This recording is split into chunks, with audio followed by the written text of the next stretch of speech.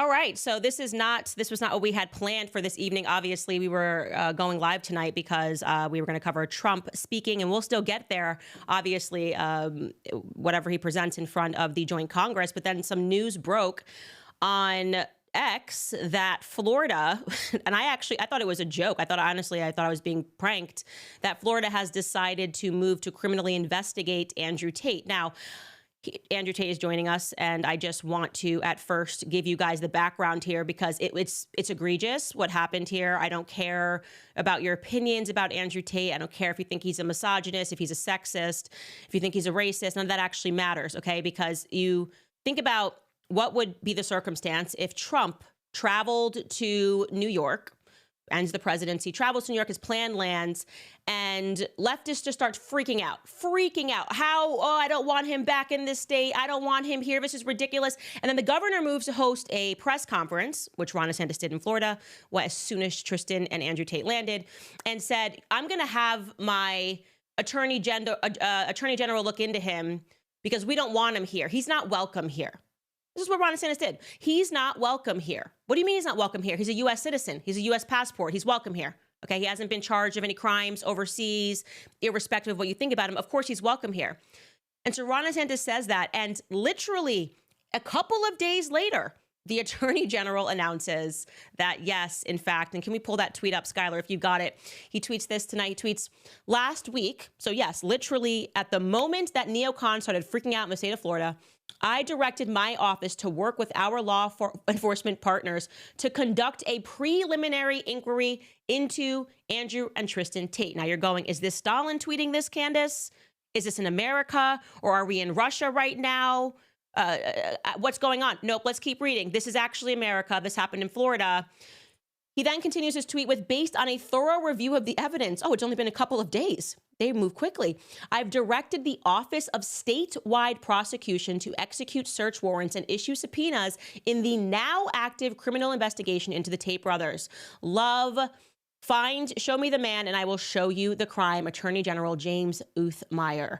And then before we bring Andrew on, I also want to run the clip of what Ron DeSantis said, okay? Again, Andrew Tate and Tristan Tate have not been convicted of any crimes overseas. So I don't care about investigations that are ongoing or videos that you saw on X. They are returning home and they are responding to an outrage mob. Okay, Ron DeSantis is being texted by a bunch of his neocon lieutenants, and this is what he had to say at his press conference. Governor, there's some reporting out there that controversial podcaster and accused human trafficker Andrew Tate may be on his way to Florida.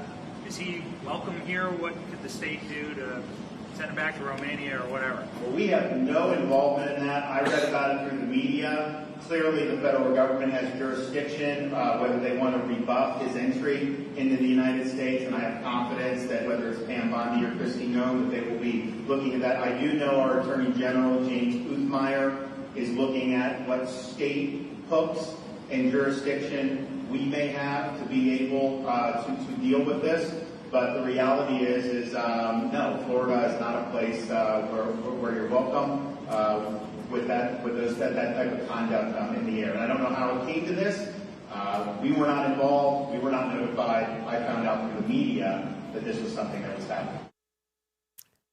So there you have it, you guys. He just instantly said, we're going to go after him and we will make something happen. And they did it in a couple of days. Andrew, I want to bring you in right now to respond to this.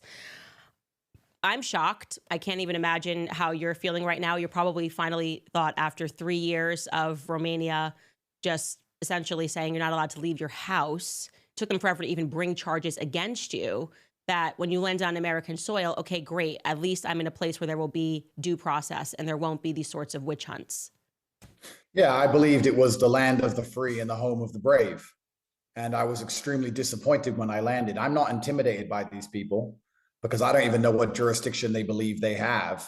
I think this is the second time I've been to Florida in my life.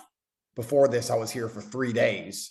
So I don't know what they're intending, but I am extremely disappointed. I am genuinely disappointed that after flying to my home nation, the country I was born in, the country my father served for, the country I hold the passport of, they've decided, because of media spin and slurs, to instantly attack me. And very correctly, as you pointed out, This is not a matter of trying to solve a crime. They can't even identify a crime. They're just trying to pin something on me because they don't like me. And what happened when I landed is that as I left the airport, my electronics were seized, which I'm assuming are the search warrants he's talking about. So my phones and laptops were already seized before I even saw the media. The second I landed, state police took all of my electronics, took everything, and told me there was an open investigation into me. I guess this is the search warrants he's talking about. So if you pull back up his tweet, it's very interesting. He says, based on preliminary investigations. Well, the preliminary investigations, there we go. Last week, I directed my office to work with our law enforcement partners to conduct a preliminary inquiry into Andrew and Tristan Tate. That's not true because you didn't even know I was coming to Florida. So that is a lie, sir. What you did is you found old YouTube videos I made, which I have debunked 1,500 times. But of course, the enemy always ignores the debunk and just continues to play them on repeat over and over, use them as an excuse to seize all of my electronics on landing. I am now in Florida. They have all of my electronics, and I guess they're going through it, trying to find a crime. I'm very confident they won't, but we also know how ridiculous prosecutors can be. So here I am, expecting to be welcome in my host nation, and it turns out they're the Stasi. This is worse than Romania. This is communism in and of itself. I'm truly disgusted. And if I be honest, there's a lot of rumors flying around. I got a phone call from somebody very important who told me that the DeSantis crew are extremely worried that I was going to support Byron against his wife in the Floridian governor elections. I'm new to this. I don't know anything about Floridian politics. I didn't even know DeSantis and Trump didn't get along. I didn't know any of this. I'm just a man after 3 years who flew home. And everyone's telling me that you're a political pawn and you can motivate and activate the masculine youth and you're going to get them all to vote against his wife. And that's why they're trying to take you out politically because Trump supported the guy against his wife. And this is brand new to me. So I'm just in the middle of this being told that I'm the one who's going to be deciding the next governor of Florida with no idea what's even going on. It's truly, truly incredible. It is incredible. And it's interesting that you say that because I never supported DeSantis for president. I just saw right through him. It was very obvious to me that he was not his own man, which is to say that he moves according to what his donors want. And because every single person that I don't respect, meaning the neocons who have never supported Trump, got behind DeSantis and were passionate about him or fighting for him, made me go, you know what, that's a man that I can't trust. You know, I don't know who's running that campaign or who's running his ideas, but it's not Ron DeSantis, okay? Yeah. And so what I think happened was as soon as you landed, because we saw it happening live on X, I mean, neocons were saying crazy stuff. They were saying, deport him. I'm like, what do you mean deport? We didn't even deport Jeffrey Epstein. And he got convicted of crimes, by the way, I should mention, in Florida, when he just got house arrest for actually crimes against minors. That all happened in the state of Florida.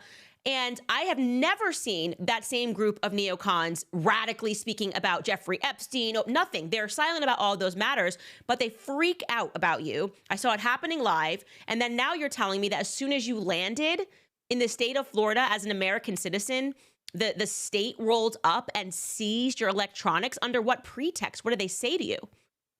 Well, exactly right. It's kind of it's very, very interesting. They fear me so heavily. They talk about me like I am the devil incarnate, and I've never been convicted of any crime anywhere on the planet ever. They fear me because of my political power. They fear me because I can galvanize the masculine youth in any direction that I believe fit. And I serve our commander in chief. I believe in all of the prepositions of Donald Trump. If Donald Trump believes Byron is going to be a better governor of Florida than DeSantis' wife, I'm likely going to agree with him. And I guess that's why they decided to attack me. When I landed, the customs officers sat there and said, we have to go through all of your phones and all of your laptops. And I said, why? And they said, we've been instructed from the absolute top level to search every single thing about your life. And I said, well, I don't see a warrant. This is very interesting. They said, if you don't tell us the passwords, we're going to seize them. I said, well, you're welcome to seize them, sir.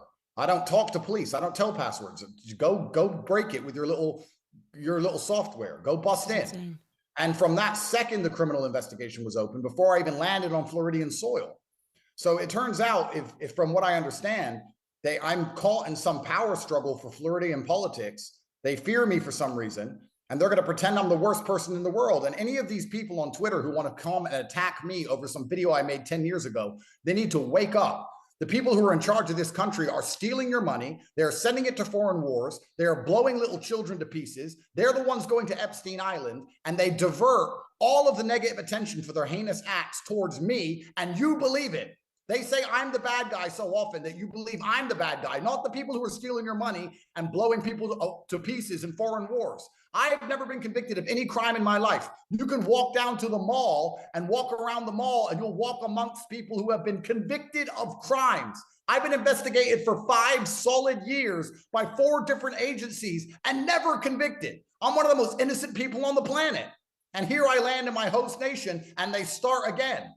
It's truly, truly saddening. And I know that this AG is just trying to make a name for himself and he thinks he's a smart ass, but in fact, I have a strong suspicion once they find out that my phones and laptops are empty and I haven't even been in Florida for more than 4 days in my life, that they're going to look pretty dumb when they have absolutely nothing to get me on. So then what happens, right?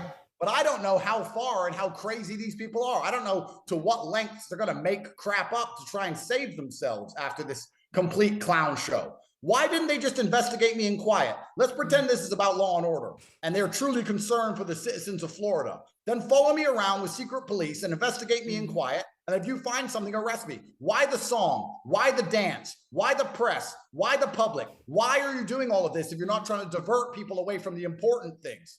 The important things like all the actual crime and corruption that's happening. I had no interest at all in Floridian politics. I actually, truthfully, thought Ron DeSantis was a good governor. And that's why I gave him the benefit of the doubt and didn't even destroy him yesterday on Patrick Bet David. I was very kind to him. Yes, he failed a competency test. Yes, he failed. But I could have been far worse. I could have completely destroyed him and made a clown of him. But I actually thought maybe he's a pretty good governor. I don't know. I knew he was good under COVID. I thought he was a pretty good guy. As far as I knew Ron DeSantis before I flew here, he was a good guy. Turns out I was absolutely and utterly wrong. You know, a couple of things frustrate me about this. The first thing is the amount of people that are weighing in on your Romanian case who have never read, they have no idea what the case is about. And the first way that you know that they don't know what it's about is because they keep showing videos of you from before the time that they're even referring to on the case. Like I actually took the time to read through that case and I came out and I explained everything to everyone slowly with, you know, names, details, everything. And I said, here is why I do not think that this case is going to go through in Romania. I think I made a prediction years ago that it was going to get dismissed because of a lack of evidence. Okay.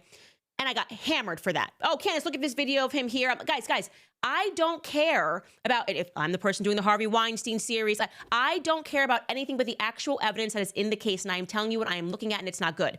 Then that happens. Then the courts agree with me years later, and they say there's not enough evidence, so we're going to send it back down. We're going to overturn this, and you're going to have to bring up new charges. We're still going to keep this open, whatever it is that they say. And there's no like, oh, okay, maybe there's something here that I'm missing. Maybe I should actually, if I'm this passionate about Andrew Tate and I hate him so much, maybe I should try to read and understand what it is they're prosecuting against in Romania. No, they don't want to do work. They want to pick a side, and they want pitchforks, and they want to go after people based on mob mentality. And the thing is, I believe in due process, and I am calling on people to understand that somebody landing who has not been convicted of a crime in their home country, who has the police swarm them and say, give us all of your technology because we're launching a preliminary investigation because neocons are upset on the internet, is problematic for all of us. Okay? It's problematic left and right for all of us. It's scary for all Americans. And you made a fantastic point there. And I've kind of understood that the people who hate me, they need something to attack me with. They can't call me stupid, and they can't call me unsuccessful, and they can't call me anything other than massively influential. So they hate when I win my criminal cases. So instead of addressing that, they ignore it.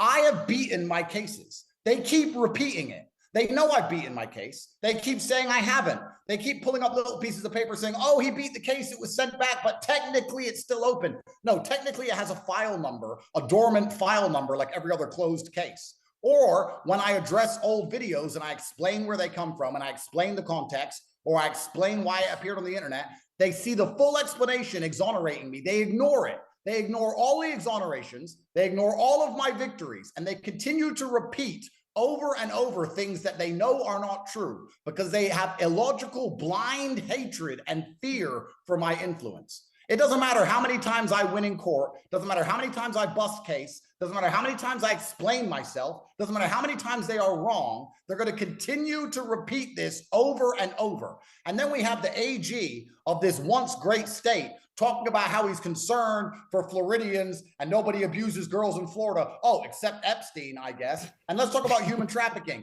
If you want to go down to a club in Miami and count how many girls have OnlyFans and OnlyFans managers, or if you want to talk about rape, let's go count the girls walking out of clubs, drunk out of their mind and high on Percocet, walking home with men they barely know in this state. You can walk around and see girls doing porn, having sex, running all over Florida, doing all these things. And I turn up here and what have I done since I've arrived? I did Patrick Bet David and sat on my laptop. That's all I've done. I've done Patrick Bet David, I sat on my laptop and I had Taco Bell and I've got a criminal investigation? Yeah. Where the fuck? It doesn't even make any fucking sense. Mm. And I also want to be clear, and I would like to express this. Everyone in the conservative movement is a liar with this new, well, if you're this or you're that, and then you're not a conservative. I want to be very clear. I ran every conservative circle that you can think of. You name a conservative influencer, I have been at that dinner party. I have been in that conversation. I have been on that network, you know, whether it is as a guest. Nobody had an issue with you, okay, despite your case going on, until you hopped on to Piers Morgan on October 9th and said that you were pro-Palestine and called it a genocide. I watched overnight, they went from, okay, he's fine. You can talk to Andrew Tate. Everyone wanted to know Andrew Tate, figure out his platform, to a complete 180 and trying to say, well, it's not Christian, it's not this, he's a bad guy. And suddenly everybody wanted to look into Andrew Tate. That I watched that happen live, okay? So any person who would like to debate me on that, who is a neocon, who is pretending that they've held these perspectives about Andrew Tate forever, since the investigations began, please, I invite you to have that conversation with me, because you're all lying, okay? Let's not dress this up as something that it isn't. This is about Andrew Tate saying something that you don't want him to say because he's too influential. If he took a Likud party position and he said, kill every last Palestinian, he would be governor of Florida. You know, it's very interesting because I felt it myself.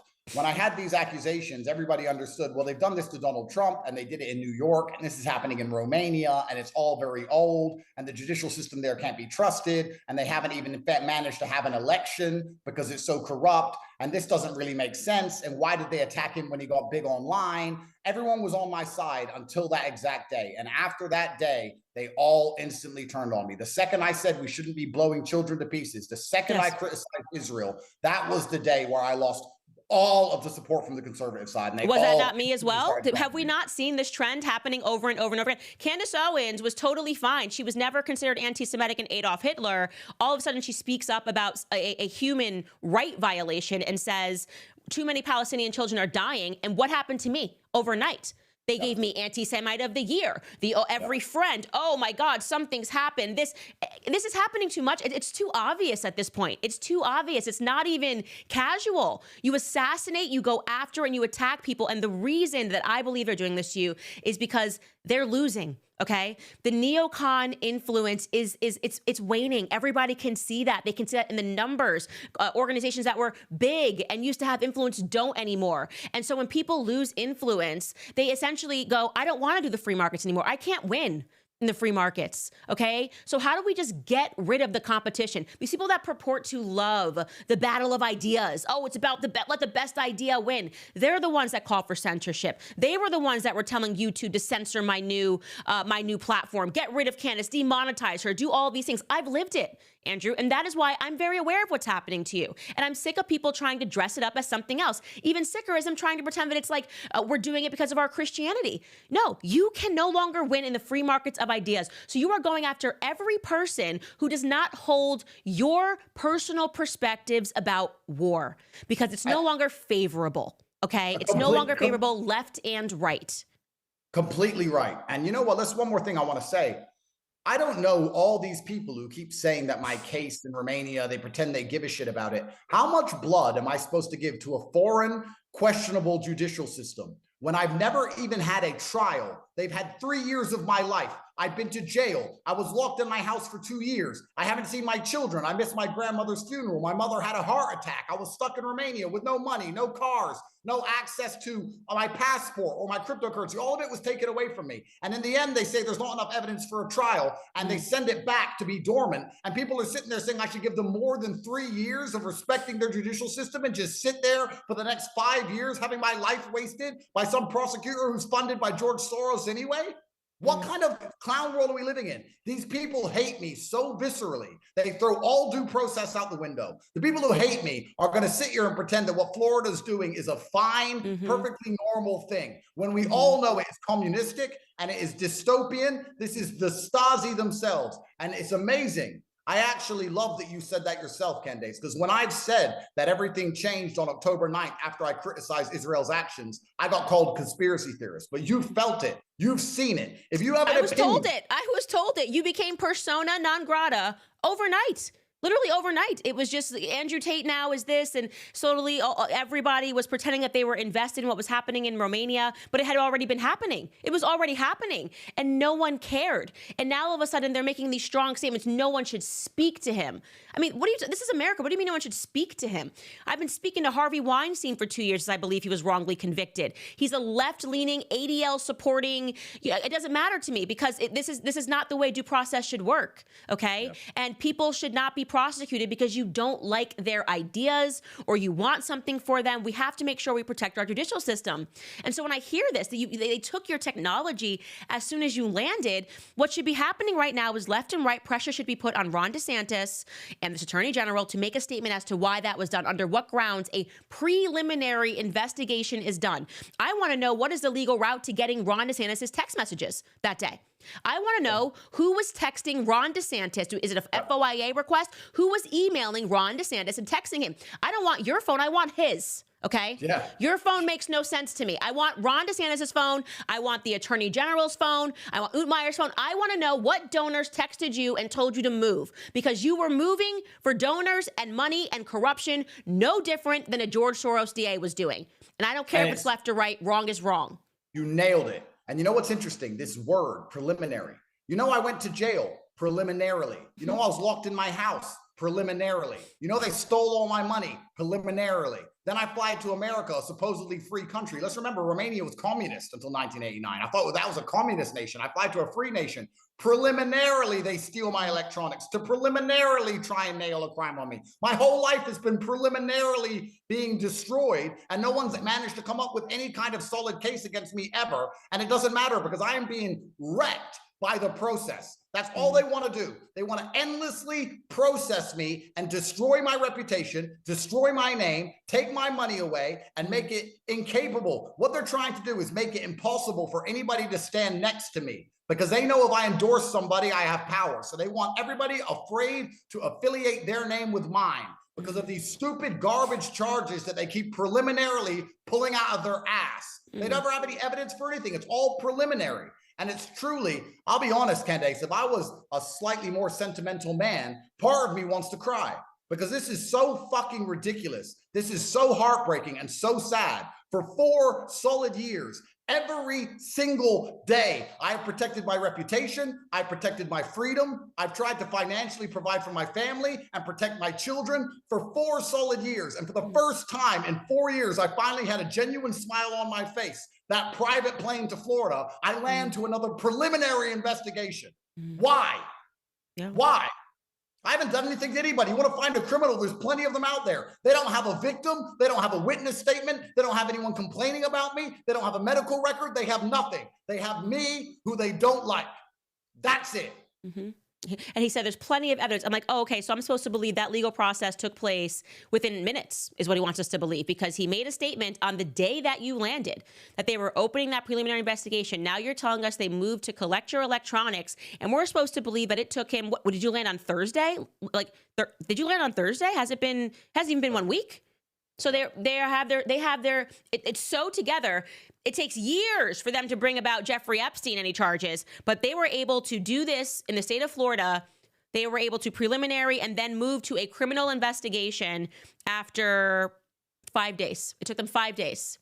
Well, if they had the warrant to take my electronics when I landed, it turns out their preliminary investigation into a criminal investigation took less than that. It took my flight, which is 11 hours, because they already had. I don't think they would announce search warrants before they search. If they were going to raid the house I'm currently in, I guess they would do it before they tell me their search warrants. So I think the search warrants and the subpoenas they're talking about are the ones they've already executed when I landed, and they took all of my electronics. That's what I'm assuming. Perhaps tomorrow morning I'll have guests. But I've had my house raided 6 times. Six times I woke up to guns.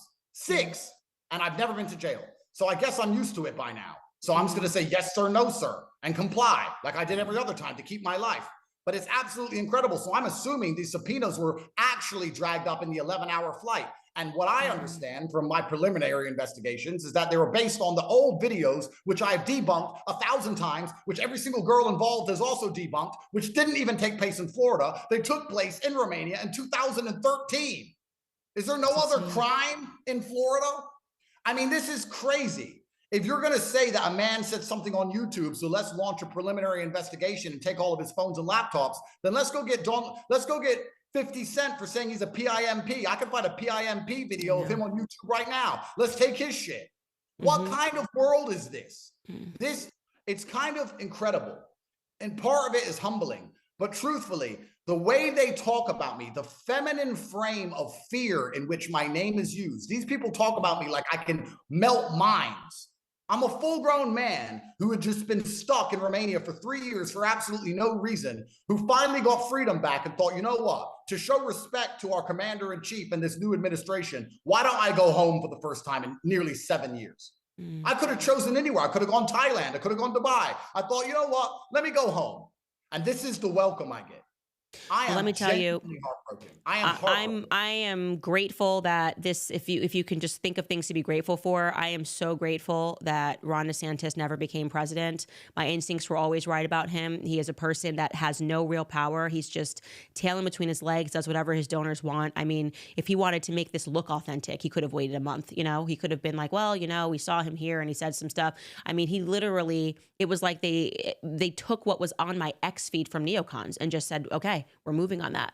You can't tell me you launched an entire investigation, or he didn't even sound like he knew what he was talking about at the press conference. He just said he's not welcome here. Oh, who's not welcome here? What are you talking about? Speak at length here. It seemed like he wanted to get off the topic very quickly because he didn't know anything about it. Do you think Ron DeSantis read through your Romanian case? Do you think Ron DeSantis or James or the AG read through your case and did any of that stuff? Did any work? No, they had videos that were being sent and texted to them. And that's why I think we have to have access to those messages. And I am a person that truly believes that left and right, there is so much corruption. It truly is a swamp, you know, and I'm not shocked by this because like I said, never for a single day was I behind Ron DeSantis because I saw that he was easily moved by money and influence. And you can see that even in the laws. He's one of the governors that's squeezing speech, like, you know, creating extra laws for anti-Semitism in Florida, like as if like it's a special kind of hatred. Like it's not, okay, hate is hate. It doesn't matter if it's happened to a black person, a white person, or a Jewish person. And I don't like him. And this just further put that nail in the DeSantis coffin for me. He's not a leader. He's pathetic. He's weak, and he can't express himself as a man and stand on principle. This is my opinion of Ron DeSantis, and he should be replaced. He should be replaced. Unless he can tomorrow stand before in a press conference and explain his logic on sending people to take your technology and explain why he had to launch a preliminary investigation as opposed to doing it years ago. If he can offer a valuable explanation, then I will go, okay, maybe. But I'm doubting that. Okay, this is reactive, and this is show me the man and I will find the crime. Yeah, absolutely. And, you know, as heartbroken as I am and as sad as I am about what's happening, I guess I have one gift from God. And that gift from God is that I've never really known battle fatigue. I was very happy on the flight over here after 4 long years, and I was prepared to finally put all of this garbage behind me and enjoy my life. But it turns out that God himself has another plan. And I will fight tooth and nail to the absolute end to expose every piece of shit, corrupt actor, no matter where they work, in whatever level of office that they're in, who is currently trying to suppress due process in this country. Things have changed. Kamala lost. Trump is back. This is a new America. You're not going to be allowed to do the stupid things you were doing before. The same idiots who went after Trump, Letitia James, is now got a new name. He's had a sex change and he works in Florida. And these people are trying to do it all over again. And I'm telling you that this will not end well for them. It will not end well for Ron. I had no interest in stopping his wife from becoming governor, but suddenly I do. You should not be trying to put innocent men in jail to score political points who have been through enough in foreign nations that do not respect due process. And it doesn't matter if you like me. It doesn't matter if you like what I say. It doesn't matter if you agree with me. I deserve a fair trial. You deserve a fair trial. Everybody deserves a fair trial. That is the basis of democracy. That is the American way. And as soon as that is impeded, even against your enemies, sitting at home and saying, well, I don't like Andrew Tate, so it's fine for his rights to be impeded and stampled all over, is the biggest mistake you can make, because after they're done with me, they're going to come for you. Luckily, whether you like me or not, I'm going to fight for all of us. I totally agree. And so what is your lawyer saying the next steps are in terms of just dealing with this? I mean, he must just be completely confused, especially given the fact that you guys had brought a case, for those of us who read it, had brought a case against the girl who launched everything in Romania. I mean, I read her messages, I read the WhatsApp text messages, and that is why I said this case is not going to go through in Romania. What is your lawyer saying about this insanity? Yeah, absolutely. We currently have a civil case against a woman who lives in Florida who lied to Romanian police, who started that whole saga, and it's going very well and we're winning, and they've been delaying as much as they can. It's very interesting that her legal team is a liberally funded George Soros NGO. Wonder where they came from and where they get their money from, but you know, she has endless lawyers somehow. So they've been trying to delay the case as long as possible because she's banged to rights guilty. And it looks like that they may have been involved in this whole mess, trying to use it as an excuse to once again delay the civil proceedings against her. I would actually, if you could take the time, if you could talk to my lawyer directly, I would love for you to have him on, because he knows even more than I do about this. But he's as flabbergasted as I am. Everybody is just expressing shock and absolute disappointment that this is the welcome home I get after all this long period of time in foreign incarceration. This is insane. And I mean, I guess you probably don't want to be in Florida anymore. No, I don't. It has but become a hot hub for neocons. I will say that. The thing is, if I leave now, they're going to think I'm guilty of something. So what I'm going to do is I'm going to stay right here. I'm going to stay right here. I am right here. You know what's funny? I'm such a reasonable man.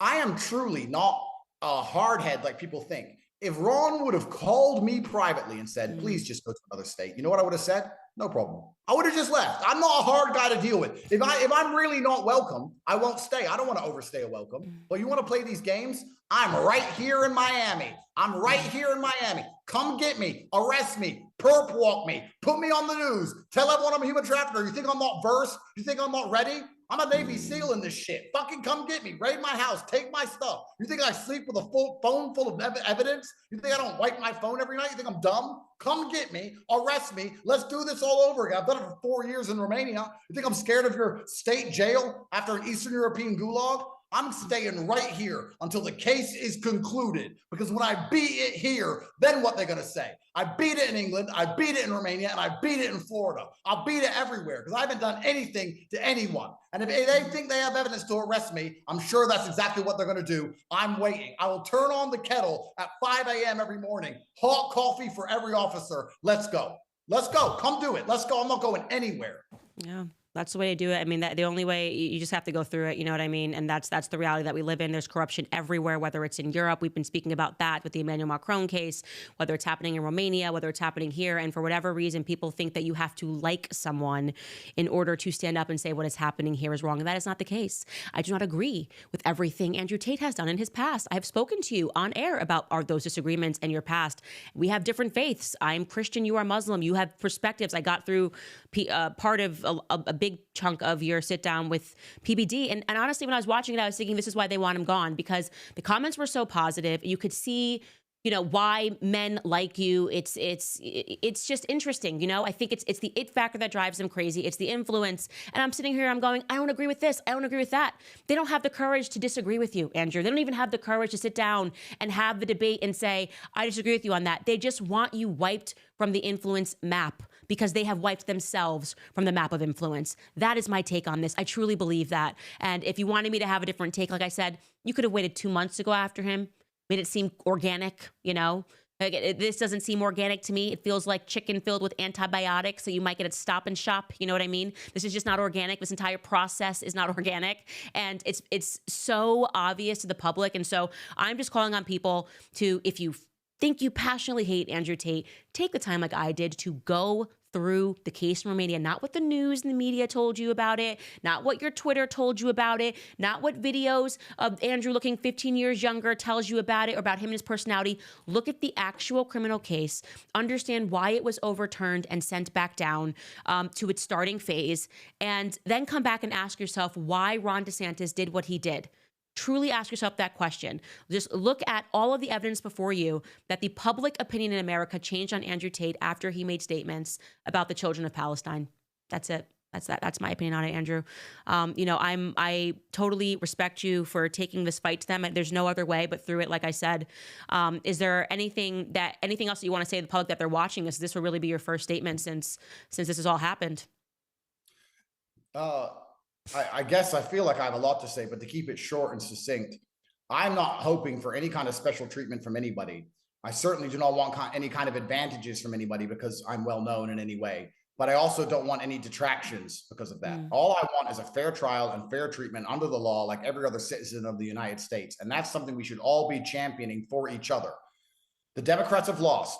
Trump is back. This is a new America. We're making America great again. The reason you live in this country, the reason all of us are Americans are for this exact reason. We all believe in law and order. We all believe in due process. We all believe in innocent until proven guilty. You can stop pretending I'm guilty of something I've never been accused of, I've never been charged with, I've never been convicted of in a foreign country where even a conviction would be highly questionable. I wasn't even convicted. It's innocent until proven guilty. This is due process. This is democracy. This is Trump's America. And throwing that out the window simply because you have personal opinions on somebody is exactly how the left win. That's how the liberals managed to hijack our entire system, because they would simply insult you in the media long enough for people to accept your rights being violated. It's a very simple tactic. They insult you in the media, then they violate your rights, and there's always some idiot at home with 3 brain cells who goes, well, I don't like him anyway. It doesn't matter.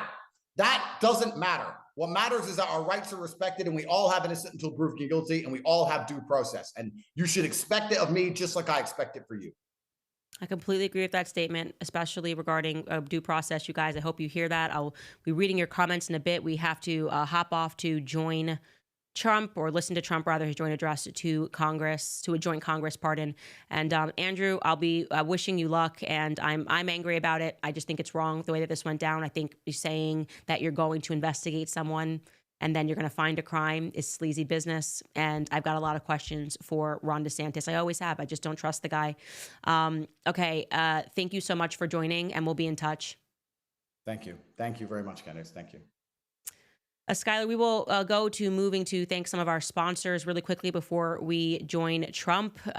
Today's episode, and I can't wait to read your comments about all of that, and we'll get into some of those comments. Today's episode is sponsored by Momentous. When the goal is our health and being able to live better for longer, there are a few non-negotiables. One of them is quality, and when it comes to supplements geared toward your high performers, no one does it quite like Momentous. They invest in an NSF certification, meaning every batch is tested for heavy metals, harmful additives, and label claim accuracy. Momentous is trusted by all 32 NFL teams and collegiate dietitians all over the country. Momentous believes in nailing the basics with bone-crushing consistency, then curating a routine based on your individual goals. And by basics, they mean protein and creatine, because Momentous sources CreaPure, which is the purest form of creatine monohydrate available, and it's an absolute must for peak physical and cognitive performance for both men and women. Try them today by visiting livemomentous.com, and get 20% off with code Candace. Again, that's livemomentous.com with promo code Candace.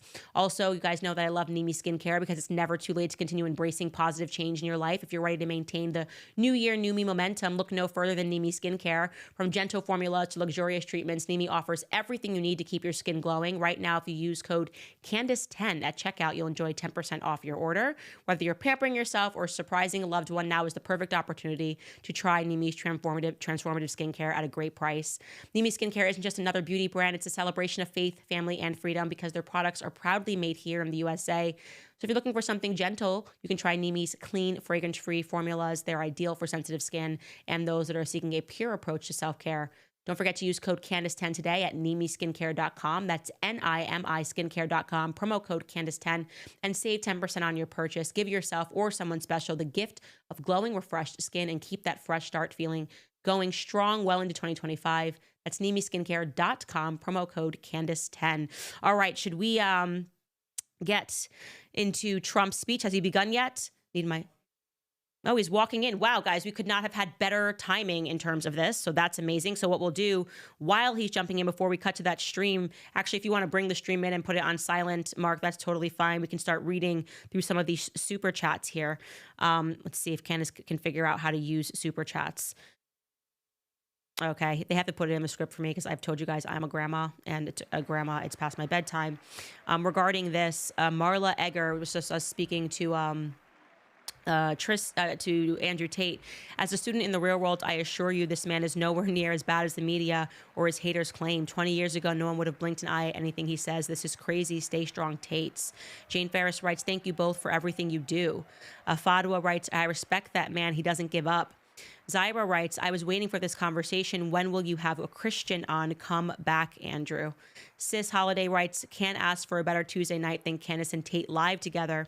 Dr. Deeb writes, Candace, thank you. You're absolutely right. ADL attacks. That's correct. I do believe the ADL has something to do with this. Ali writes, anyone hating on Andrew Tate, he does not deserve this treatment. It's terrifying that this is happening to him. It doesn't matter if you like him or not. Get over yourself and stand up for American rights. I wish we could do that left and right. Defend someone on the left if the due process, if you feel it's being violated. Defend someone on the right. And lastly, Netzi writes, what a blessed day, twice in one day. Can never have enough of your show. Netzi from Sydney. Okay, guys, here we have Trump. It looks like he's about to make the address. So again, our timing was perfect here. Obviously, you can see that J.D. Vance and Mike Johnson are behind him. And yeah, let's just jump right into what he has to say to a joint Congress. Melania, my favorite. Oh, he just gives her a point. That's it, a point. I feel like I need a hug. I love her. I stand Melania forever. It's me and her forever. Besties. I don't know if she knows I exist. Doesn't matter.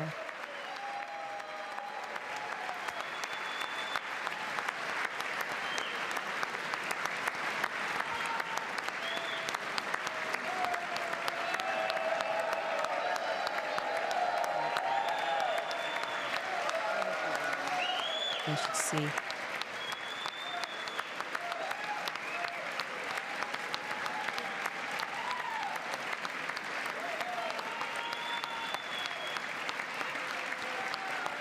Thank you. 18 minutes late, I'll allow it.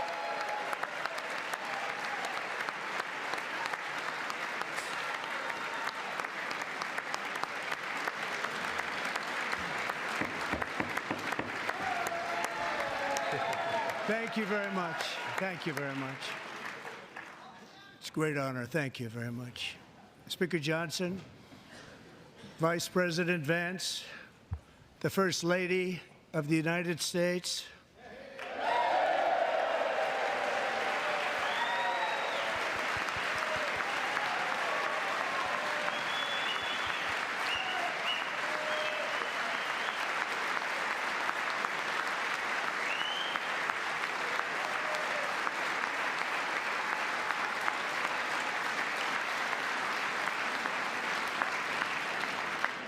members of the United States Congress, thank you very much.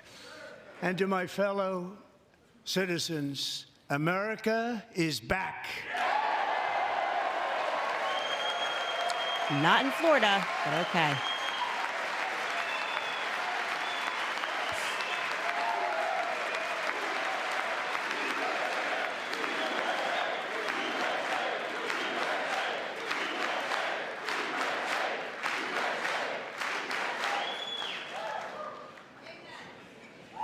Six weeks ago, I stood beneath the dome of this Capitol and proclaimed the dawn of the golden age of America.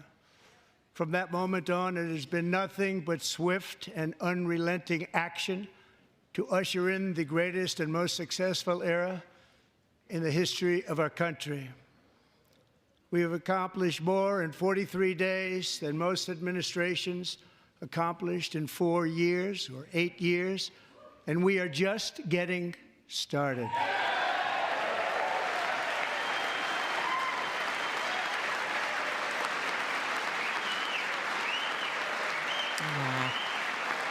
I feel like it's hot with Elon Musk, right? Like he's got to just like, I don't know, chill a little bit. He's everywhere with Trump all the time. I return to this chamber tonight to report that America's momentum is back, our spirit is back, our pride is back, our confidence is back, and the American dream is surging bigger and better than ever before.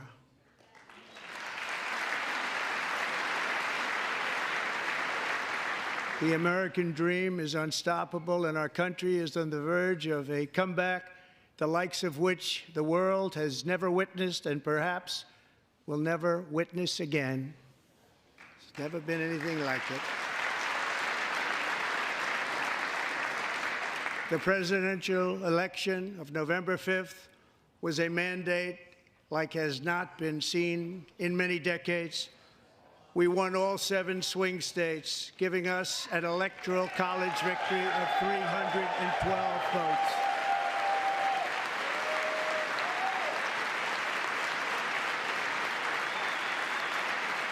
Mark, what's on the...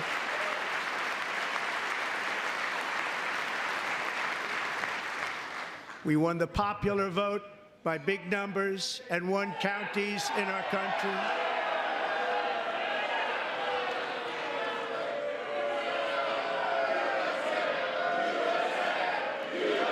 What's going on here? What's going on here? With the cane.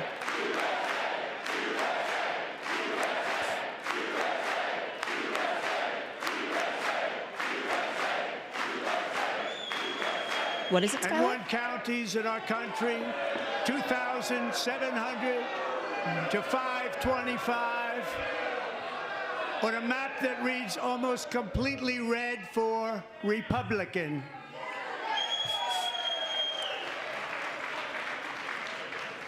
Now, for the first time in modern history, more Americans believe that our country is headed in the right direction than the wrong direction. In fact, it's I kind an of love JD Vance, like about to record, play the security guard. 27-point swing. Like when Zelensky got the at him. most Look at JD ever. Vance.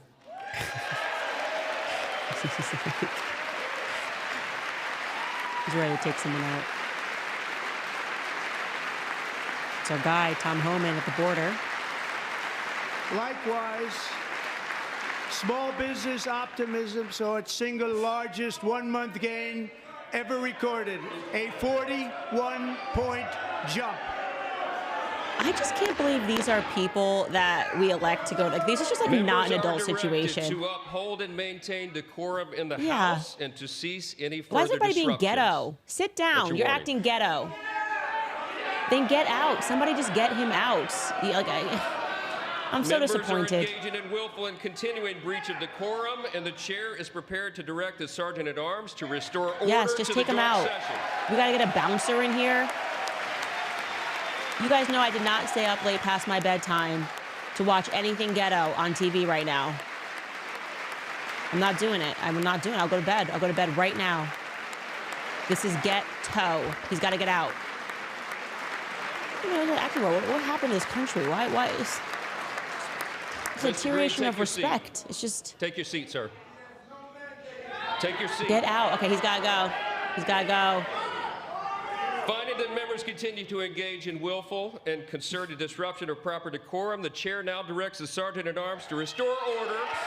Guys, this is our government. I just want to let you know. From the chamber. I just want to let you know. If you're like, am I at a club right now on a Thursday night? Someone had too many drinks. No, this is our government. This is reality now. Everyone's got to get kicked out. Zelensky's got to get kicked out. This guy's got to get kicked out. What's his name? What's his name, guys? It's Al Green. Who? Al Green, the representative. Oh, yeah, that's right. Al Green's getting bounced. This is crazy. This is like, what a cane. What is this? Al, this is ghetto. You're not serving your district. You're not tough. Okay, now we can read their Members little are paddles. It says directed save to Medicaid. uphold and This is just maintain this decorum is in the just House. not what it's Mr. supposed to be, President, guys. continue. This is not what it's supposed to be. Over the Oh my past 6 gosh. weeks, I have signed nearly Insurrectionists. 100 executive orders and taken more than 400 executive actions, a record to restore common sense, safety, optimism, and wealth all across our wonderful land. The people elected me to do the job, and I'm doing it.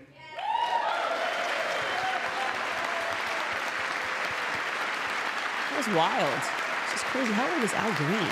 Somebody Google his age. I'm like, Al Green age. Not acting like that.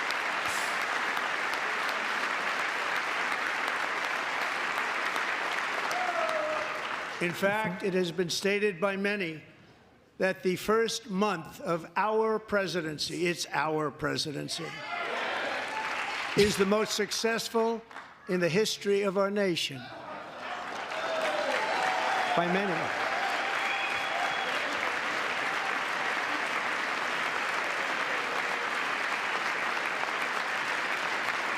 And what really makes wrote it That's a even Lie. more impressive is that, do you know who number 2 is? George Washington. How about that? How about that? I don't know about that list, but we'll take it. Within hours of taking the oath of office, I declared a national emergency on our southern border, and I deployed the U.S. military and Border Patrol to repel the invasion of our country. And what a job they've done. As a result, illegal border crossings last month were by far the lowest ever recorded, ever. That is something. You got to respect that.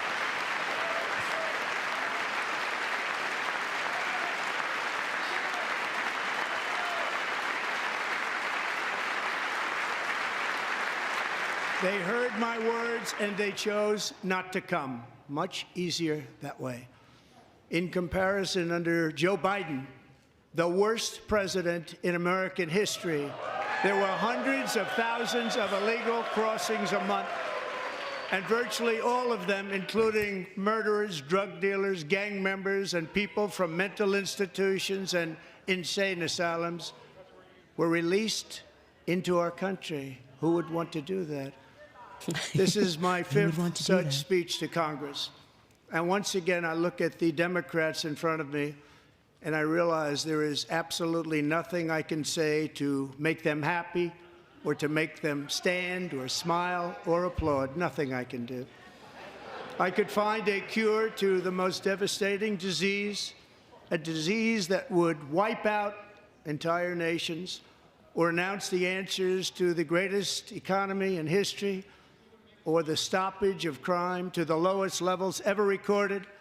And these people sitting right here will not clap, will not stand, and certainly will not cheer for these astronomical achievements. They won't do it. That woman no just matter nodded. what. She was like, yeah. 5 times I've been up here. It's very sad, and it just shouldn't be this way.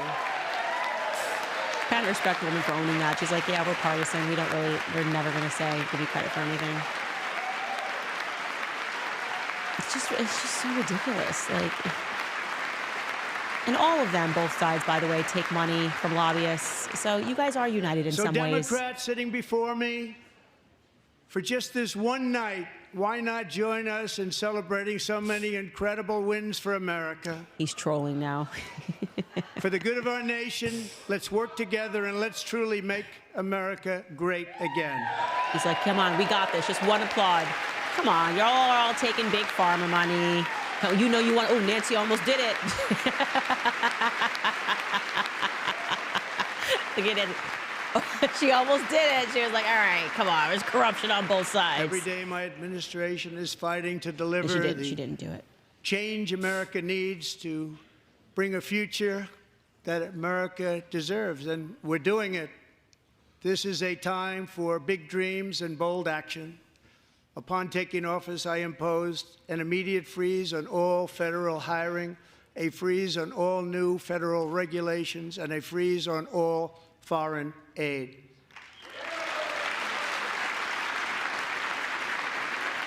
Did he freeze all foreign aid? Is that true? Did he freeze all foreign aid? I terminated the ridiculous Green New Scam. I withdrew from the unfair Paris Climate Accord, which was costing us trillions of dollars that other countries were not paying. I withdrew from the corrupt World Health Organization. That's amazing. But we got to talk about RFK because that MNR stuff is he's sliding. And I also withdrew from the anti-American UN Human Rights Council. No, that's a boo. That was completely at the instruction of the Likud party in We ended all Israel. of Biden's environmental restrictions that were making our country far less safe and totally unaffordable. And importantly, we ended the last administration's insane electric vehicle mandate, saving our auto workers and companies from economic destruction. But see, Elon Musk is there, and he was like, the whole future is electric. So I have questions about that. Like, I know Trump disagrees with that, and I just wonder how him and Elon discuss that topic. To unshackle our economy, I have directed that for every one new regulation, 10 old regulations must be eliminated, just like I did in my very successful first term. Fantastic.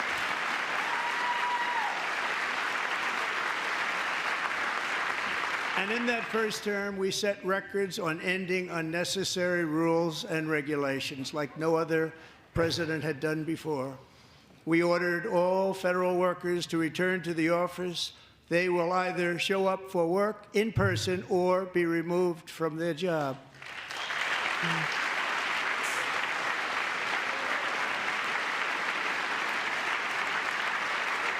Marjorie Taylor Greene, hat that says Trump was right about everything. And we've ended weaponized government where, as an example, a sitting president is allowed to viciously prosecute his political opponent, like me. Ron DeSantis.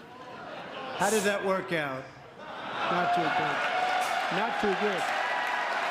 For the record, I don't think it ever works out to be corrupt. So on one side of their paddles, it says Save Medicaid. On the other side of their paddle, it says Musk steals. And I have stopped all government censorship and brought back free speech in America. It's back.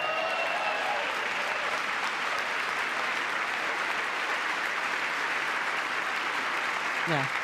We've got that, guys. It's free speech is back. It's not speech about Israel. 2 days ago, I signed an order making English the official language of the United States of America.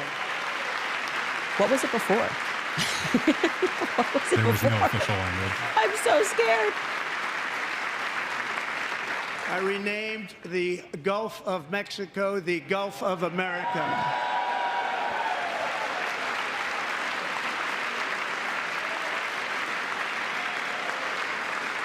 Let's make a note of that, Skylar, when he comes out. I renamed, for a great president, William McKinley, Mount McKinley again. Beautiful Alaska. We love Alaska.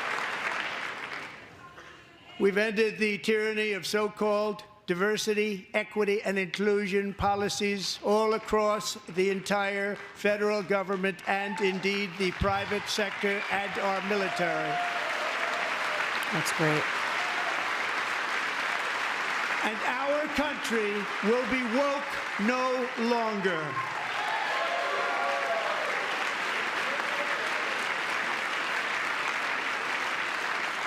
We believe that whether you are a doctor, an accountant, a lawyer, or an air traffic controller, you should be hired and promoted based on skill and competence, not race or gender.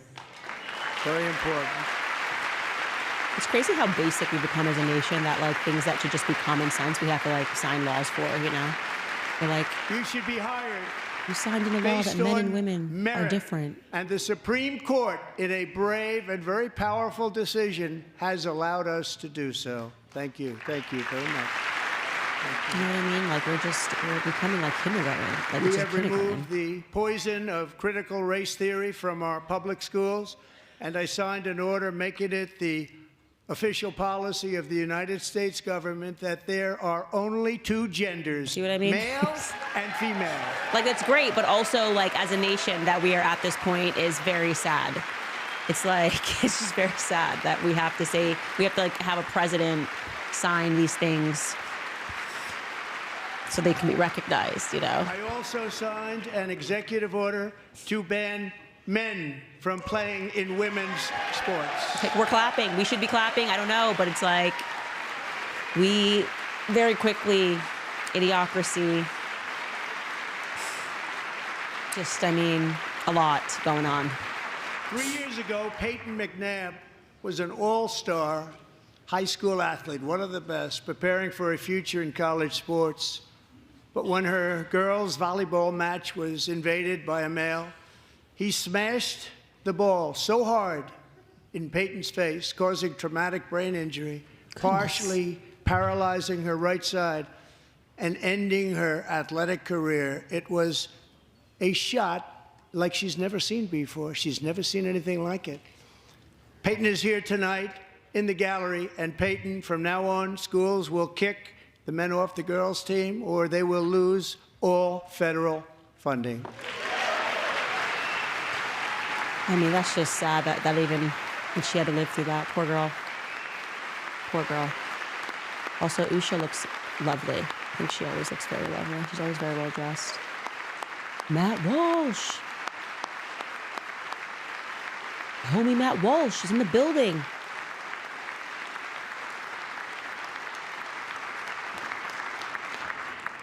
And if you really want to see numbers, just take a look at what happened in the women's boxing, weightlifting, track and field, swimming, or cycling, where a male recently finished a long-distance race 5 hours and 14 minutes ahead of a woman for a new record by 5 hours. Broke the record by 5 hours. It's demeaning for women, and it's very bad for our country. We're not going to put up with it any longer. Also, just what a weenie you have to be to do that as a man. And to, like, cross the finish line 5 hours early and be like, I won! I'm amazing. Like, just like a weenie. Total weenie. Riley Gaines. What I have just described is only a small fraction of the common sense revolution that is now, because of us, sweeping the entire world. Common sense has become a common theme, and we will never go back. Never. Never going to let that happen. Among my very highest priorities is to rescue our economy and get dramatic and immediate relief to working families. As you know, we inherited from the last administration an economic catastrophe and an inflation nightmare. Their policies drove up energy prices, pushed up grocery costs, and drove the necessities of life out of reach for millions and millions of Americans. They've never had anything like it. We suffered the worst inflation in 48 years, but perhaps even in the history of our country. They're not sure. As president, I'm fighting every day to reverse this damage and make America affordable again. Gosh, I would be so stressed out this pregnant, having to stand up and clap after every sentence. That's how I know I'm super pregnant, because I've never even thought about that until just now. Joe Biden especially let the price of eggs get out of control. The egg price is out of control. And we're working hard to get it back down. Secretary, do a good job on that. You inherited a total mess from the previous administration. Do a good job. They destroy all the eggs. Oh my gosh, I think there's another protest happening. A major focus of our fight to defeat inflation is rapidly reducing the cost of energy. The previous administration cut the number of new oil and gas leases by 95%, slowed pipeline construction to a halt, and closed more than 100 power plants. We are opening up many of those power plants right now. You see, how does that conflict with Elon Musk's vision for everyone should be driving an electric car in the future? Like, that's the kind of stuff that I'm really interested in. And frankly, we have never seen anything like it. That's why on my first day in office, I declared a national energy emergency. As you've heard me say many times, we have more liquid gold under our feet than any nation on earth, and by far. And now I fully authorize the most talented team ever assembled to go and get it. It's called Drill, Baby, Drill.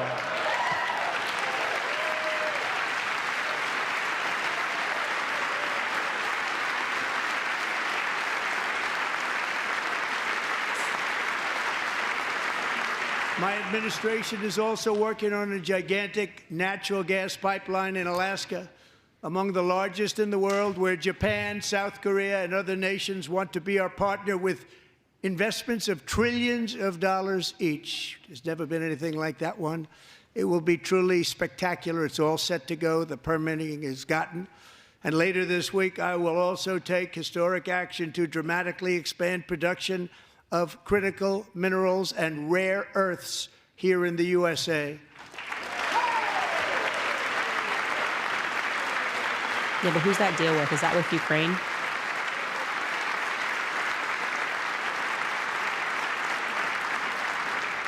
To further combat inflation, we will not only be reducing the cost of energy, but will be ending the flagrant waste of taxpayer dollars.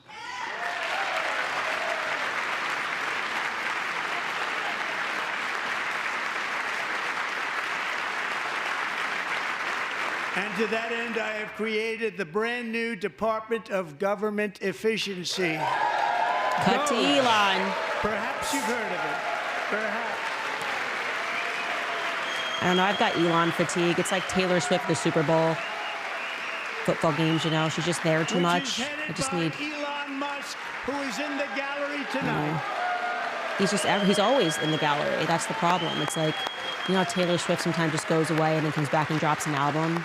I need Elon to do that. I need him to like work on an album and then come back. I have Elon fatigue. Thank you, Elon. He's working very hard. He didn't need this. He didn't need this.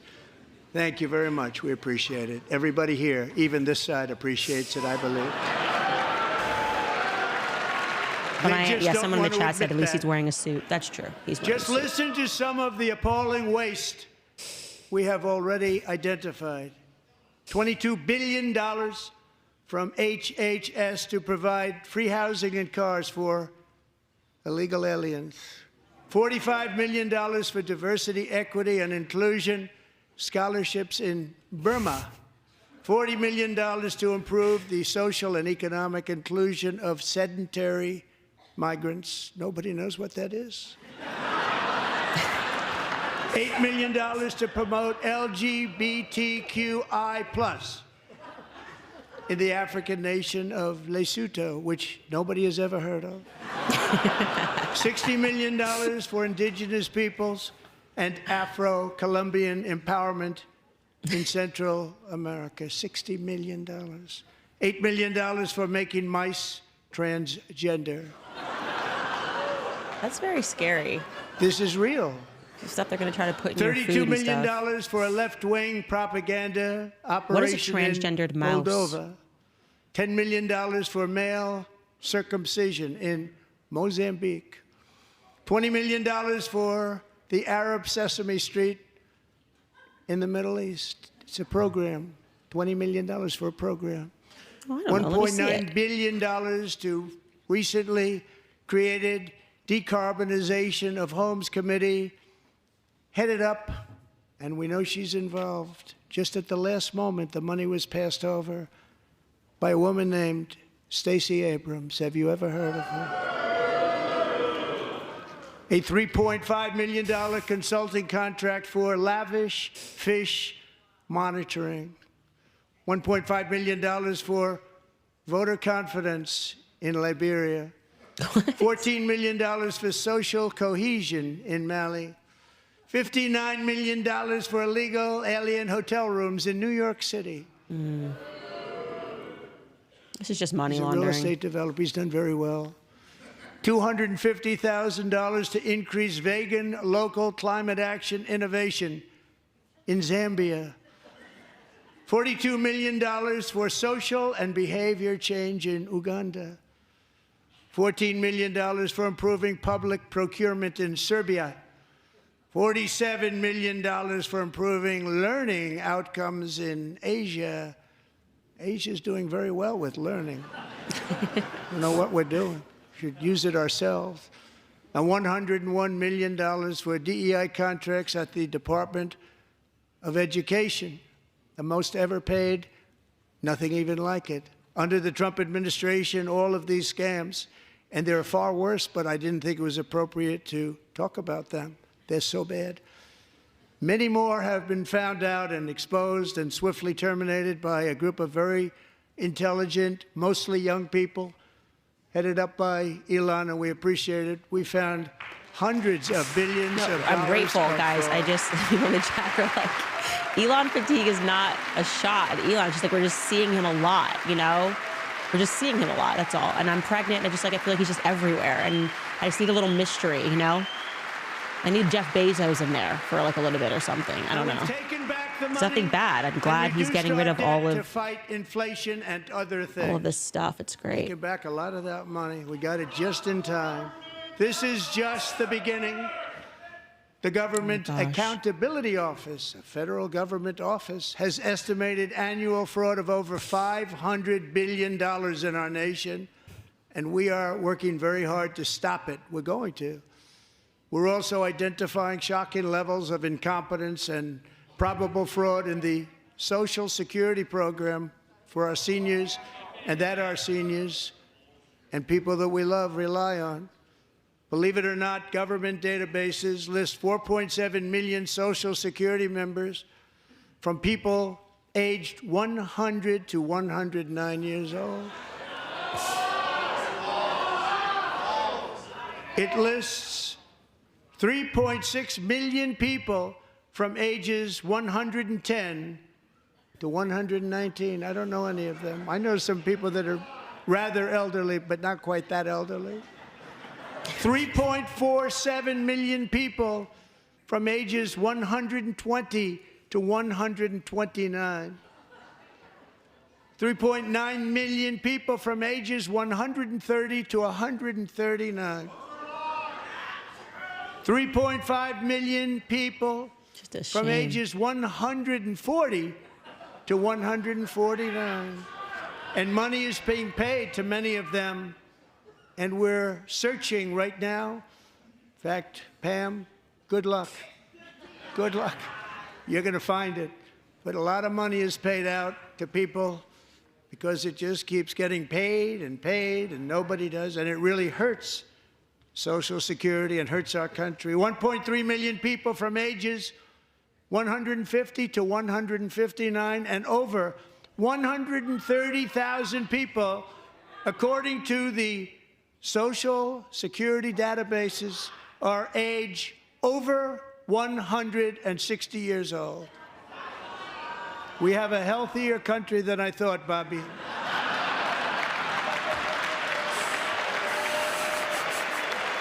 That was funny.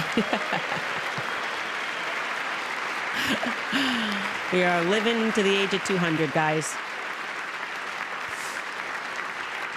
Including, to finish, 1,039 people between the ages of 220 and 229. One person between the age of 240 and 249. And one person is listed at 360 years of age. That's amazing. More than 100 years. More than 100 years older than our country. You got to respect that fraud. But we're going to find out where that money's going.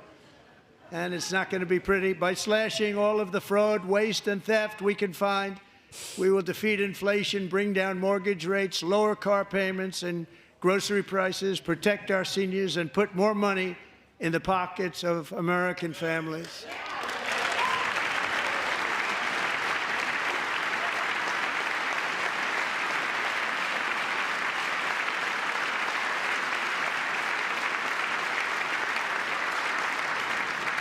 And today, interest rates took a beautiful drop, big, beautiful drop. It's about time. And in the near future, I want to do what has not been done in 24 years, balance the federal budget. We're going to balance it.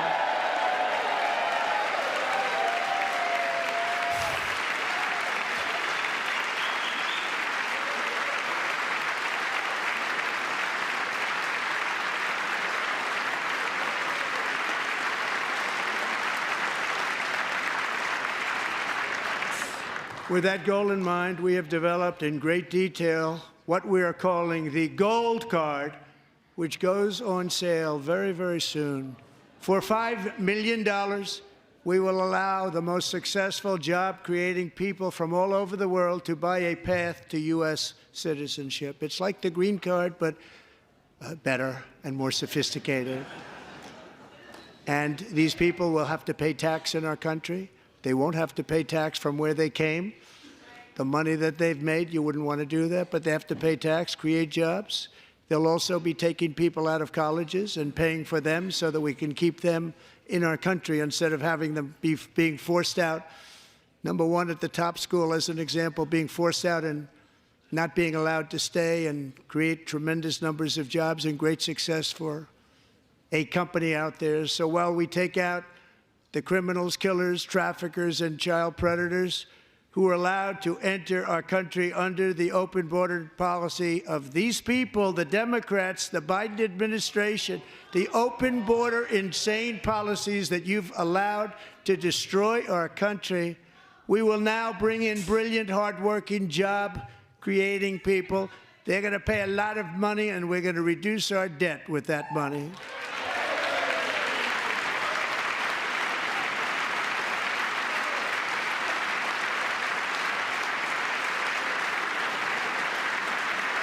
Americans have given us a mandate for bold and profound change. For nearly 100 years, the federal bureaucracy has grown until it has crushed our freedoms, ballooned our deficits, and held back America's potential in every possible way. The nation founded by pioneers and risk-takers now drowns under millions and millions of pages of regulations and debt. Approvals that should take 10 days to get instead take 10 years, 15 years, and even 20 years before you're rejected. Meanwhile, I feel the we same have way about the hundreds of Epstein thousands of files. federal workers who have not been showing up to work. My administration will reclaim power from this unaccountable bureaucracy, and we will restore true democracy to America again.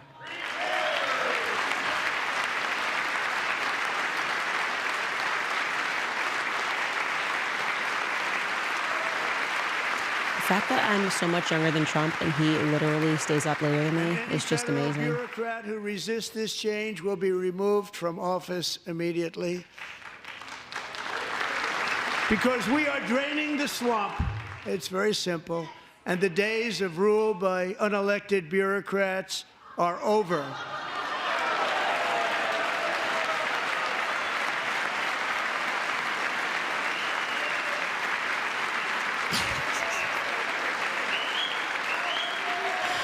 Black people always acting up. He's probably just tired like me. That's okay. And the next I'll allow phase it. of our plan to deliver the greatest economy in history is for this Congress to pass tax cuts for everybody. They're in there. They're waiting for you to vote. And I'm sure that the people on my right, I don't mean the Republican right, but my right here, I'm sure you're going to vote for those tax cuts, because otherwise I don't believe the people will ever vote you into office. So I'm doing you a big favor by telling you that. But I know this group is going to be voting for the tax.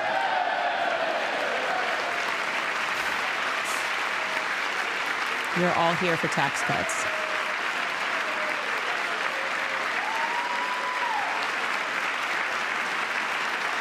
Thank you.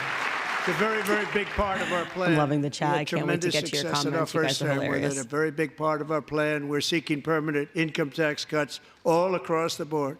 And to get urgently needed relief to Americans hit especially hard by inflation, I'm calling for no tax on tips, no tax on overtime, and no tax on Social Security benefits for our great seniors.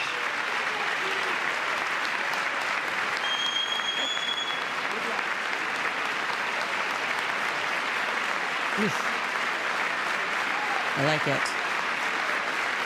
Start by paying your taxes. And I also want to make interest payments on car loans tax deductible, but only if the car is made in America. Oh, come on. I love Toyotas. I want a Japanese exception.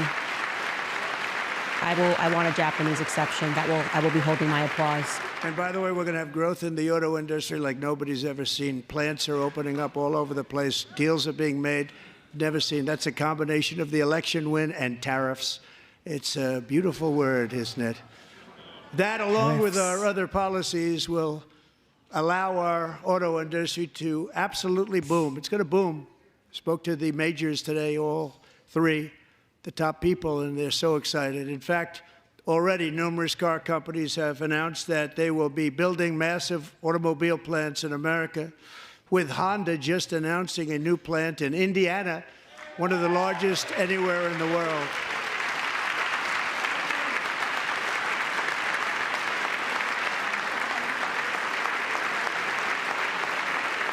The problem with American cars is that they don't run as well as foreign And this ones. has I bought taken one last place year. since It's been in our the shop forever. Great victory on November 5th, a date which will hopefully go down as one of the most important in the history of our country.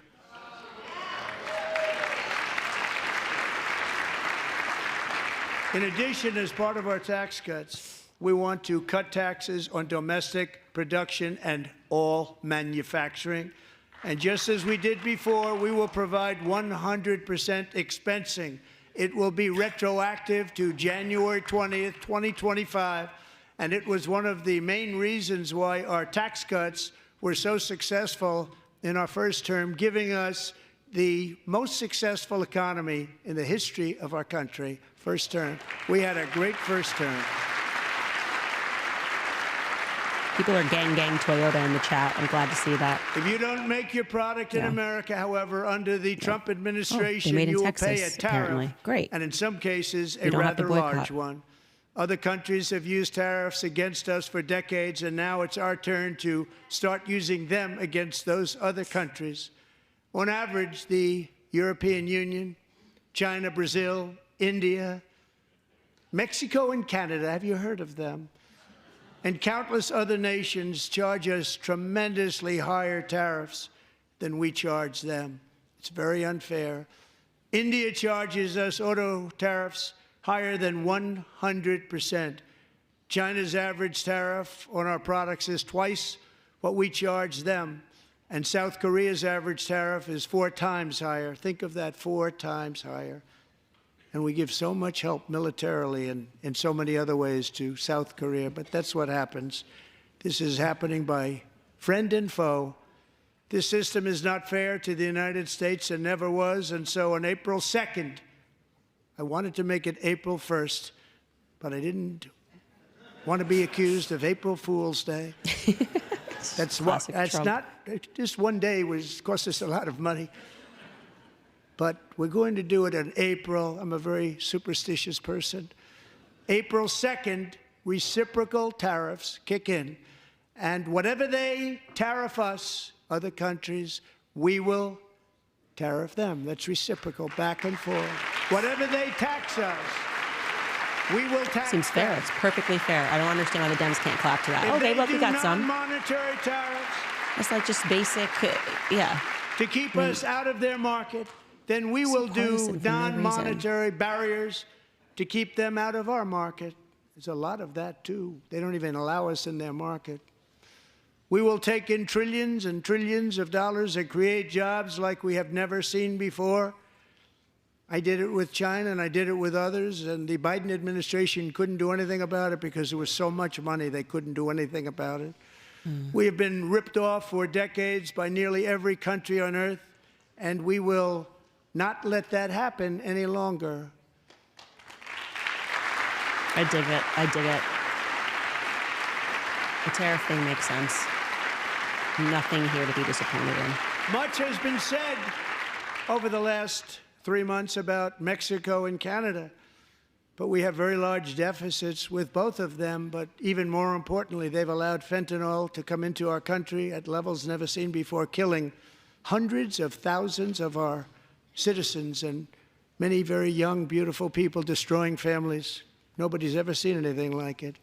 They are, in effect, receiving subsidies of hundreds of billions of dollars. We pay subsidies to Canada and to Mexico of hundreds of billions of dollars. And the United States will not be doing that any longer. We're not going to do it any longer.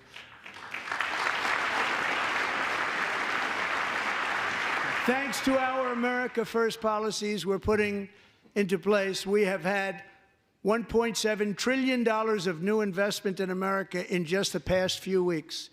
The combination of the election and our economic policies that people of SoftBank, one of the most brilliant anywhere in the world, announced a $200 billion investment. OpenAI and Oracle, Larry Ellison, announced $500 billion investment, which they wouldn't have done if Kamala had won. Apple announced $500 billion investment. Tim Cook called me. He said, I cannot spend it fast enough. It's going to be much higher than that, I believe. They'll be building their plants here instead of in China. Yeah, but Apple's And such just a scam yesterday, now. Taiwan, All they do is change their semiconductor, chargers. the biggest in the I world, hate Apple. most powerful in the world, has a Hasn't been the same tremendous since amount, Steve Jobs died. 97% of the market, announced a $165 billion investment to build the most powerful chips on earth right here in the USA.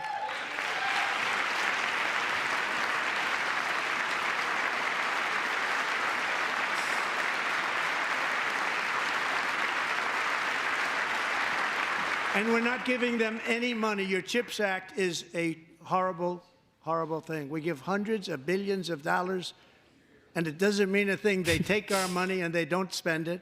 Chat is All calling that Apple meant crapple. to them, we're giving them no money. You guys are so All that mature. was important to them So was they didn't mature want in to the pay the chat. tariffs, so they came and they're building, and many other companies are coming. Crapple. We don't have to give them money. We just want to protect our businesses and our people. And they will come because they won't have to pay tariffs if they build in America. So it's very amazing. You should get rid of the CHIP Act, and whatever's left over, Mr. Speaker, you should use it to reduce debt or any other reason you want to.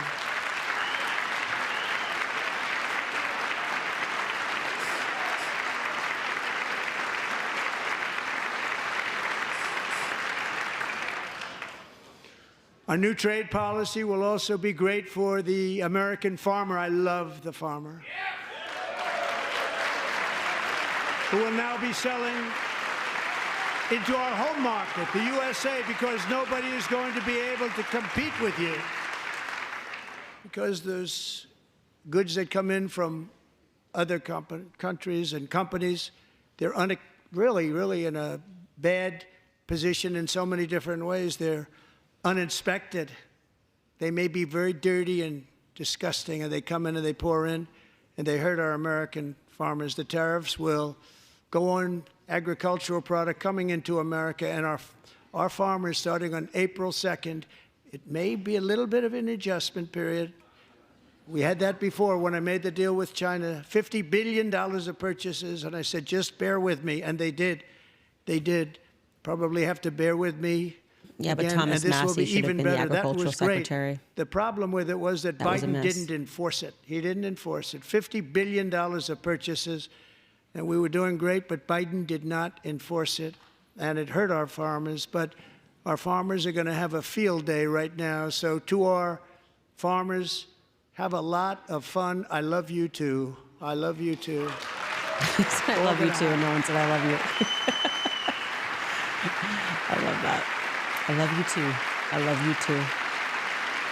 And I have also imposed a 25% tariff on foreign aluminum, copper, lumber, and steel, because if we don't have, as an example, steel and lots of other things, we don't have a military, and frankly, we just won't have a country very long.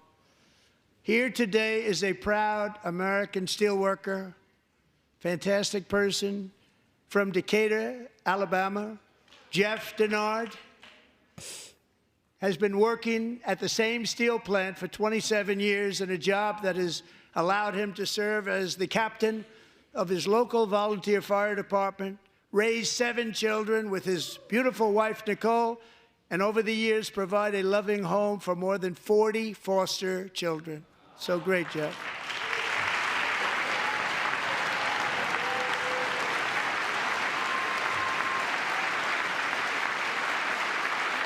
Thank you, Jeff.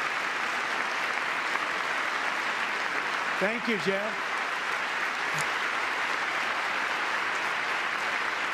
Man, it's 10:05. Stories like Jeff's remind us that tariffs are not just about protecting American jobs.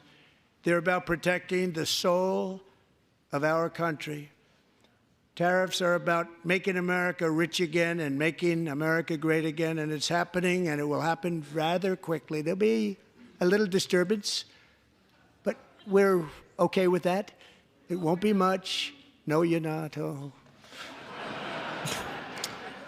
And look where Biden took us, very low, the lowest we've ever been. Jeff, I want to thank you very much. And I also want to recognize another person who has devoted herself to foster care community. She works so hard on it. A very loving person, our magnificent First Lady of the United States. Woo! Just love her. Forever. She's gonna need a restraining order on me, I'm not gonna lie. If she sends one, I deserve it. Melania's work has yielded incredible results, helping prepare our nation's future leaders as they enter the workforce.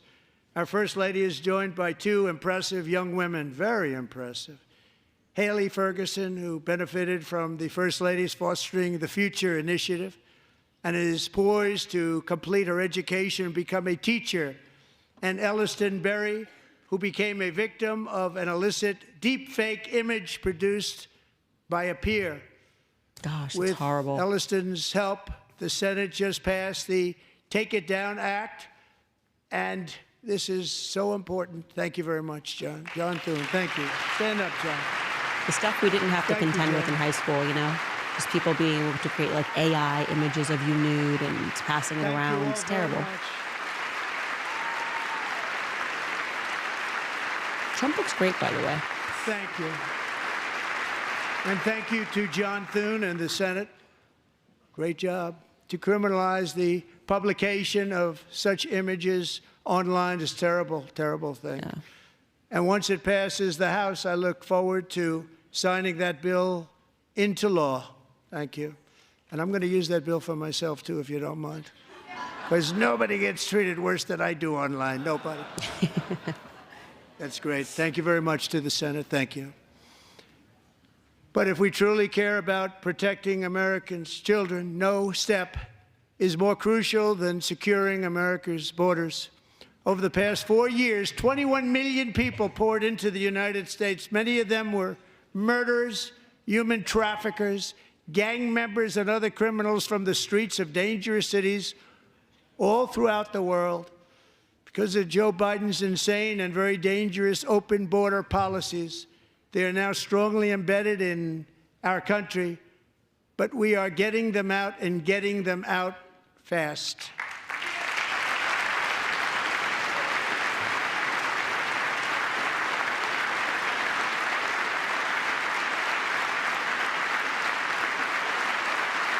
And I want to thank Tom Homan and Christy. I want to thank you and Paul of Border Patrol. I want to thank you. What a job they've all done, everybody. Border Patrol, ICE, law enforcement in general is incredible. We have to take care of our law enforcement. Have to.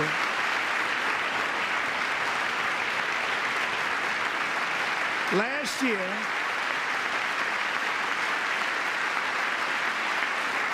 a brilliant 22-year-old nursing student named Laken Riley, the best in her class, admired by everybody, went out for a jog on the campus of the University of Georgia. That morning, Laken was viciously attacked, assaulted, beaten, brutalized, and horrifically murdered. Laken was stolen from us by a savage illegal alien gang member who was arrested while trespassing across Biden's open southern border and then set loose into the United States under the heartless policies of that failed administration. It was indeed a failed administration. He had then been arrested and released in a Democrat-run sanctuary city, a disaster, before ending the life of this beautiful young angel. With us this evening are Lakin's beloved mother, Allison, and her sister, Lauren.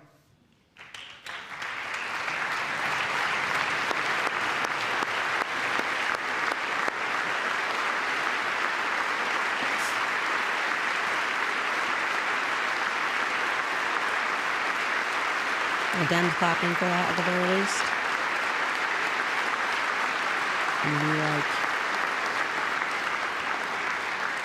Last year, I told Lakin's grieving parents that we would ensure their daughter would not have died in vain.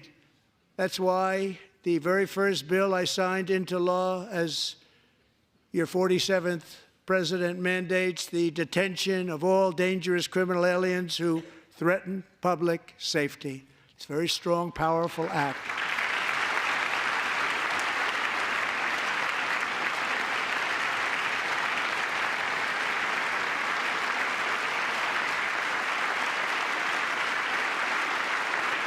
It's called the Lakin-Riley Act. So Allison and Lauren, America will never, ever forget our beautiful Lakin Hope Riley. I think I hear bipartisan support for that, so that's great. Like you saw that I have to look for that. Oh, look, full. Oh, no, they're not standing. That's just that's the Republican side, I think. They're not showing the Democrat side. They might be standing, too. I think they would have enough decency to stand for that.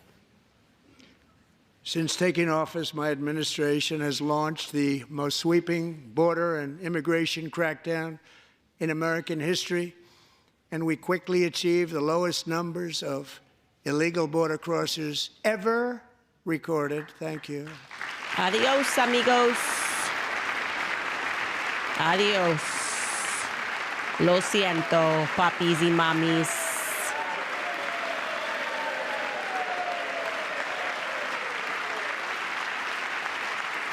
The media and our friends in the Democrat Party kept saying we needed new legislation. We must have legislation to secure the border. But it turned out that all we really needed was a new president.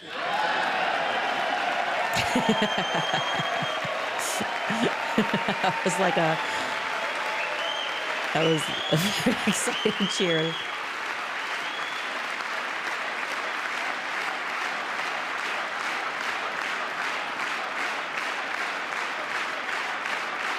Oh, wow. Thank you. Did you see her purple hair? Joe Biden didn't just open our borders, he flew illegal aliens over them to overwhelm our schools, hospitals, and communities throughout the country. Entire towns like Aurora, Colorado, and Springfield, Ohio, buckled under the weight of the migrant occupation and corruption like nobody's ever seen before. Beautiful towns destroyed. Now, just as I promised in my inaugural address, we are achieving the great liberation of America.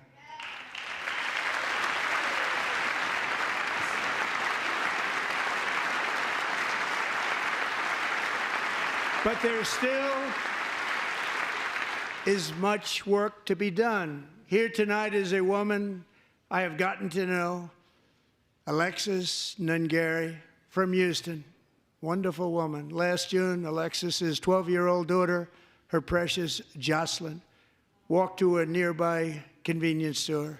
She was kidnapped, tied up, assaulted for 2 hours under a bridge, and horrifically murdered. Arrested and charged with this heinous crime are 2 illegal alien monsters from Venezuela, released into America by the last administration through their ridiculous open border. The death of this beautiful 12-year-old girl and the agony of her mother and family touched our entire nation greatly. Alexis, I promised that we would always remember your daughter, your magnificent daughter, and earlier tonight I signed an order in her eye, you know? keeping like my word to you. One thing I have learned about Jocelyn is that she loved animals so much. She loved nature. Across Galveston Bay, from where Jocelyn lived in Houston, you will find a magnificent national wildlife refuge, a pristine, peaceful, 34,000-acre sanctuary for all of God's creatures on the edge of the Gulf of America. Alexis Moments ago, I Gosh, formally Alexis renamed is that like emotion right now is refuge making me sad. Like I in just loving see her memory of pain. your beautiful daughter, Jocelyn. So, Mr. Vice President, if you would, may I have the order?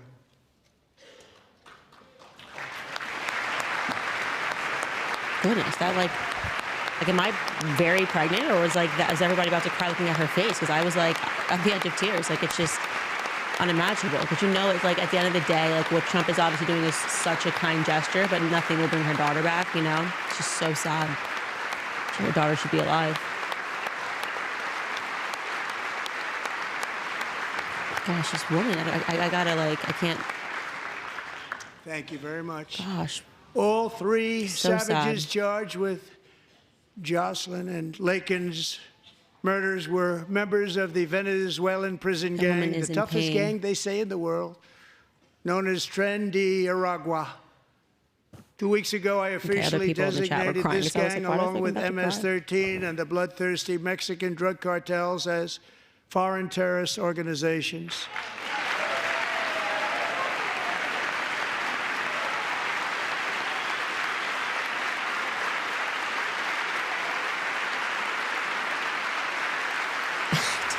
It just looks like he's just. I wouldn't They play are with him now at the border. I'm officially just saying. in the same category as ISIS, and that's not good for them. Countless thousands of these terrorists were welcomed into the U.S. by the Biden administration. But now every last one will be rounded up and forcibly removed from our country, or, if they're too dangerous, put in jails, standing trial in this country, because we don't want them to come back ever. With us this evening is a warrior on the front lines of that battle, Border Patrol Agent Roberto Ortiz. Great guy. Roberto. Their job is so hard, man. You guys, I mean, if you haven't visited the border, it's insane. It's just insane what they have to do. And they're dealing with like very, you know, they're just dealing with criminals. So it's just, they really do put their lives on the line. So much respect for them. In Roberto's the January, homie. Roberto and another agent were Roberto. patrolling by the Rio Grande, near an area known as Cartel Island. Doesn't Yeah, it's sound too very nice dangerous. to me. When heavily armed gunmen started shooting at them, Roberto saw that his partner was totally exposed, at great danger, and he leapt into action, returning fire and providing crucial seconds for his fellow agent to seek safety, just barely. I have some of the prints of that event, and it was not good. Agent Ortiz, we salute you for your great Hey. courage and for your line of fire that you took and for the bravery that you showed. We honor you, and we will always honor you. Thank you, Roberto, very much. That's amazing. Melania, Roberto, Alexis. This is a good lineup.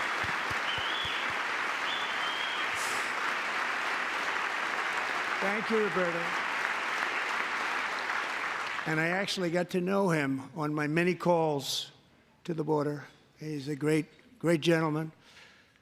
The territory to the immediate south of our border is now dominated entirely by criminal cartels that murder, rape, torture, and exercise total control. They have total control over a whole nation, posing a grave threat to our national security. The cartels are waging war on America, and it's time for America to wage war on the cartels, which we are doing.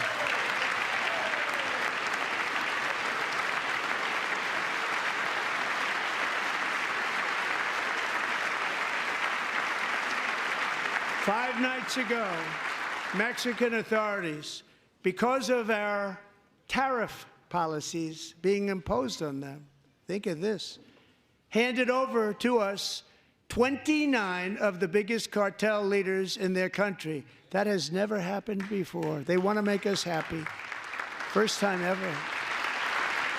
The governments work with the cartels, though. But we need Mexico and Canada to do much more than they've done, and they have to stop the fentanyl and drugs pouring into the USA. They're going to stop it. I have sent Congress a detailed funding request laying out exactly how we will eliminate these threats to protect our homeland and complete the largest deportation operation in American history, larger even than current record holder, President Dwight D. Eisenhower, a moderate man, but someone who believed very strongly in borders. Americans expect Congress to send me this funding without delay so I can sign it into law. So, Mr. Speaker, John Thune, both of you, I hope you're going to be able to do that, Mr. Speaker. Thank you. Mr. Leader, thank you. Thank you very much. And let's get it to me. I'll sign it so fast, you won't even believe it.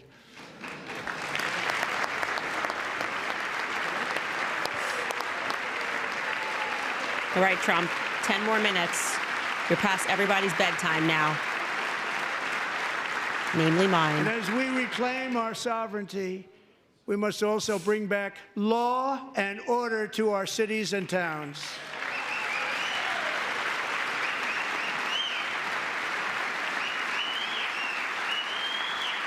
In recent years, our justice system has been turned upside down by radical left lunatics.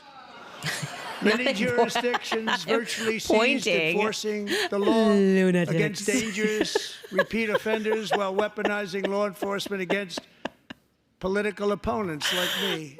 Unexpectedly hilarious. I'm going to need that as a gift, and decisively to restore fair, equal, and impartial justice under the constitutional rule of law, starting at the FBI and the DOJ. Pam, good luck. Cash, wherever you may be, good luck. He's not even trying to be funny. Good luck. Pam Bondi. Pam, we need the Epstein files, girl. Going to do a great job. Cash, thank you. Thank you, Cash. We're with you, but we need them Epstein files, man. We need them, okay? Otherwise, you're all a bunch of lunatics. They've already started very strong. They're going to do a fantastic job. You're going to be very proud of them. We're also once again giving our police officers the support, protection, and respect they so dearly deserve. They have to get it. They have such a hard, dangerous job, but we're going to make it less dangerous. The problem is the bad guys don't respect the law, but they're starting to respect it, and they soon will respect it. This also includes our great fire departments throughout the country. Our firemen and women are unbelievable people, and we'll never forget them. And besides that, they voted for me in Skylar, while he's rapping, numbers, can you so also look up, I just feel like today I saw there was something else that Pam Bondi was delaying the release of.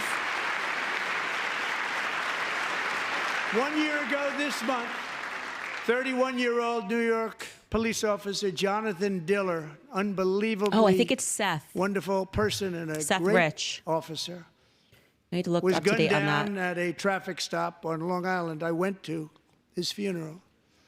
The vicious criminal charged with his murder had 21 prior arrests, and they were rough arrests, too. He was a real bad one.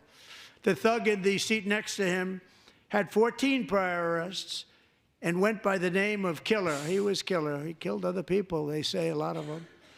I attended Officer Diller's service, and when I met his wife and one-year-old son, Ryan, it was very inspirational, actually. His widow's name is Stephanie, and she is here tonight. Stephanie, thank you very much, Stephanie. Thank you very much.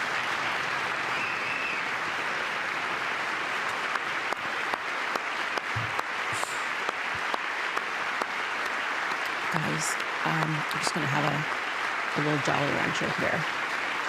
Hope that's okay. Stephanie, we're going to make sure that Ryan knows his dad was a true hero, New It's York's watermelon, finest. in case you guys are wondering the flavor. And we're going to get these cold-blooded killers Not and defying any repeat offenders stereotypes. off our streets, so we're going to do it fast. Got to stop it. They get out with 28 arrests. They push people into subway trains. They hit people over the head, back of the head with baseball bats. We got to get them out of here. I've already signed an executive order requiring a mandatory death penalty for anyone who murders a police officer. And tonight I'm asking Congress to pass that policy into permanent law. Yeah, I'm okay with that. Oh, thank you. People think it's a watermelon I'm from also Palestine. asking for a new crime bill getting tough on repeat offenders It's the best while flavor. enhancing protections for America's police officers so they The can best flavor do their salad. jobs without fear of their lives being totally destroyed. Live chatters are They crazy, don't want out to of be control. killed. We're not going to let them be killed. Joining us in the gallery tonight is a young man who truly loves our police. His name is DJ Daniel. He is 13 years old, and he has always dreamed of becoming a police officer. No.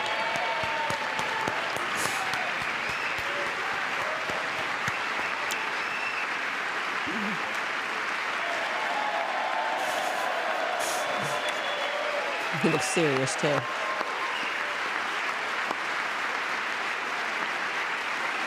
Cherry is not the best. Watermelon's better. Lunatics.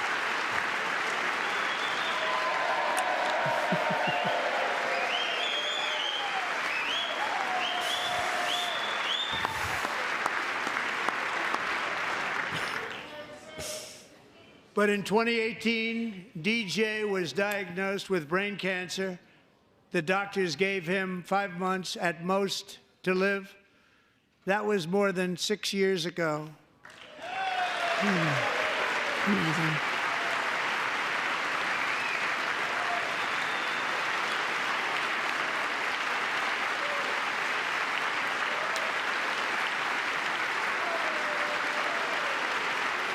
How are some of these people still alive? You know what I mean? Like, looking at Congress, we're just like so Since that time, geriatric. DJ and his dad have been on a quest to make his dream come true, and DJ has been sworn in as an honorary law enforcement officer. Actually, a number of times. The police love him. The police departments love him. And tonight, DJ, we're going to do you the biggest honor of them all.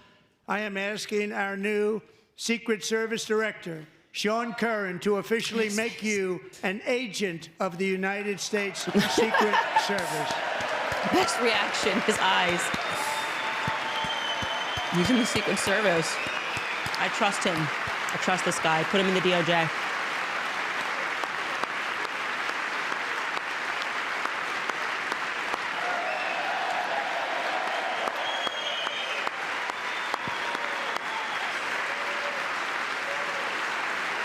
Wow. Oh, so sweet.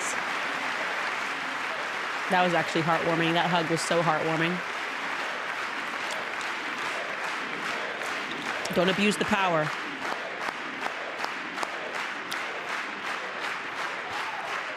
That was sweet. Thank you, DJ.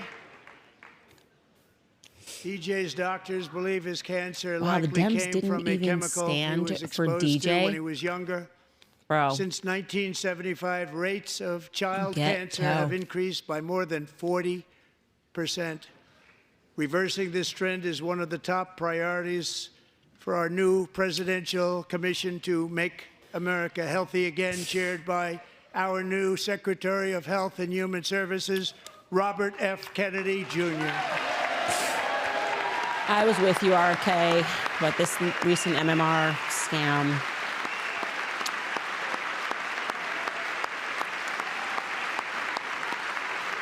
We'll talk about it. We'll talk about it, RK. With the name Kennedy, you would have thought everybody over here would have been cheering. How quickly they forget. Our goal is to get toxins out of our environment, poisons out of our food supply, and keep our children healthy and strong. As an example, not long ago, and you can't even believe these numbers, 1 in 10,000 children had autism, 1 in 10,000, and now it's 1 in 36. There's something wrong, 1 in 36, think of that. So we're going to find out what it is, and there's nobody better than Bobby and all of the people that are working with you. You have the best to figure out what is going on. Okay, Bobby, good luck. It's a very important job. Thank you. Not putting mercury in my baby's arm. My kids are unvaxxed. I am anti-vax. Thank you. My administration is also working to protect our children from toxic ideologies in our schools. A few years ago, January Littlejohn and her husband discovered that their daughter's school had secretly socially transitioned their 13-year-old little girl.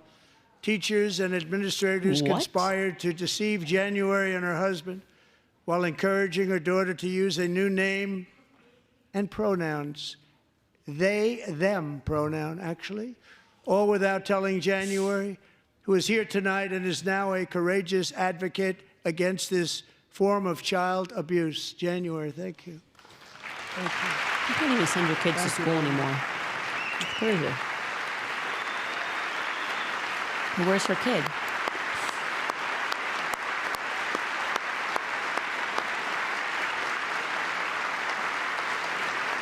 Thank you. No, I need more Stories details. like this are why, shortly after taking office, I signed an executive order banning public schools from indoctrinating our children with transgender ideology.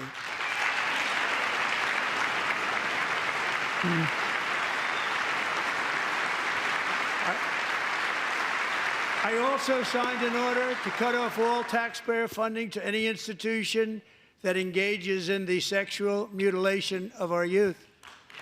What? Like, why do we? This is crazy that this has to even be done in this country, right? Like, I mean, like that he had to sign an order to do that, as opposed to us just not doing that because it's immoral. Permanently banning and criminalizing sex changes on children and forever ending the lie that any child is trapped in the wrong body. This is a big lie.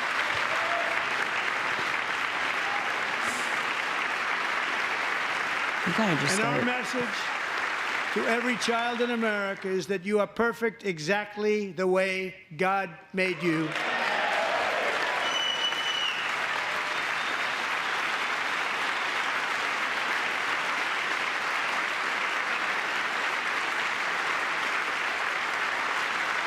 Because we're getting wokeness out of our schools and out of our military, and it's already out, and it's out of our society. We don't want it. Wokeness is trouble. Wokeness is bad. It's gone. It's gone. And we feel so much better for it, don't we? Don't we feel better?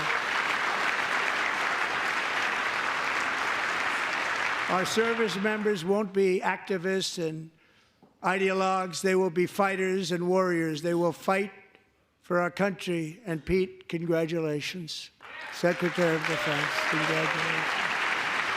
I say, I've known Pete for years. He's a good guy. He's a solid dude. Treats people very well behind the scenes. You guys know, I'll tell you the tea. I actually like Pete. And he's not big into the woke movement, I can tell you. I know him well. Just always been so I kind. am pleased to report that in January, the U.S. Army had its single best recruiting month in 15 years, and that all armed services are having among the best recruiting results ever in the history of our services. What a difference.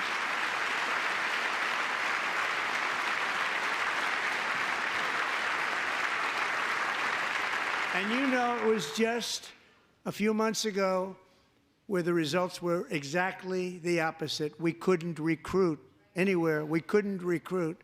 Now we're having the best results just about that we've ever had. What a tremendous turnaround. You reversed the It's COVID really stance. a beautiful which thing to was see. People love great. our country again. It's very simple. They love our country, and they love being in our military again. So it's a great thing, and thank you very much. Great job. Thank you.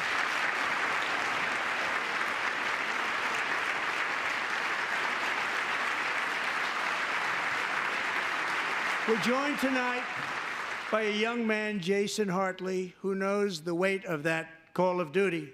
Jason's father, grandfather, and great-grandfather all wore the uniform.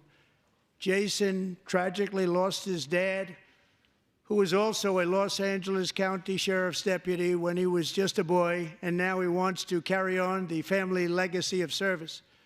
Jason is a senior in high school a 6-letter varsity athlete, a really good athlete, they say, a brilliant student with a 4.46, that's good, GPA. And his greatest dream is to attend the U.S. Military Academy at West Point.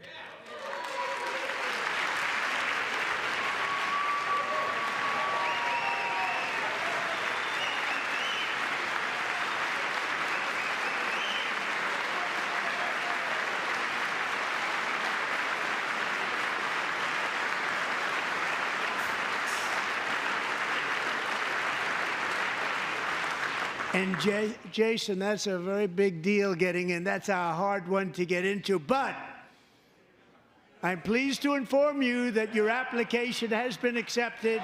You will soon be joining the Corps of Cadets. Wow, they're doing college acceptance letters.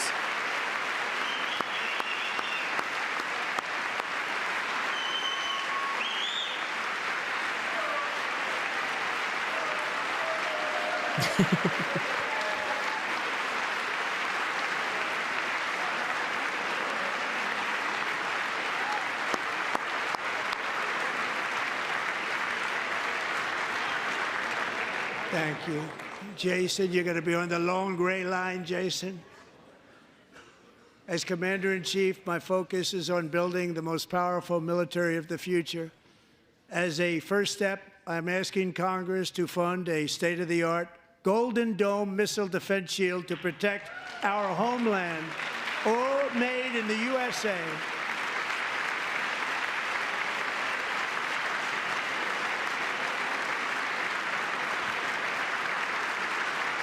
And Ronald Reagan wanted to do it long ago, but the technology just wasn't there, not even close. But now we have the technology. It's incredible, actually. And other places they have it. Israel has it. Other places have it. And the United States should have it too, right, Tim, right? They should have it too. So I want to thank you. But it's a very, very important. This is a very dangerous world. We should have it. We want to be protected, and we're going to protect our citizens like never before. To boost our defense industrial base, we are also going to resurrect the American shipbuilding industry, including commercial shipbuilding and military shipbuilding.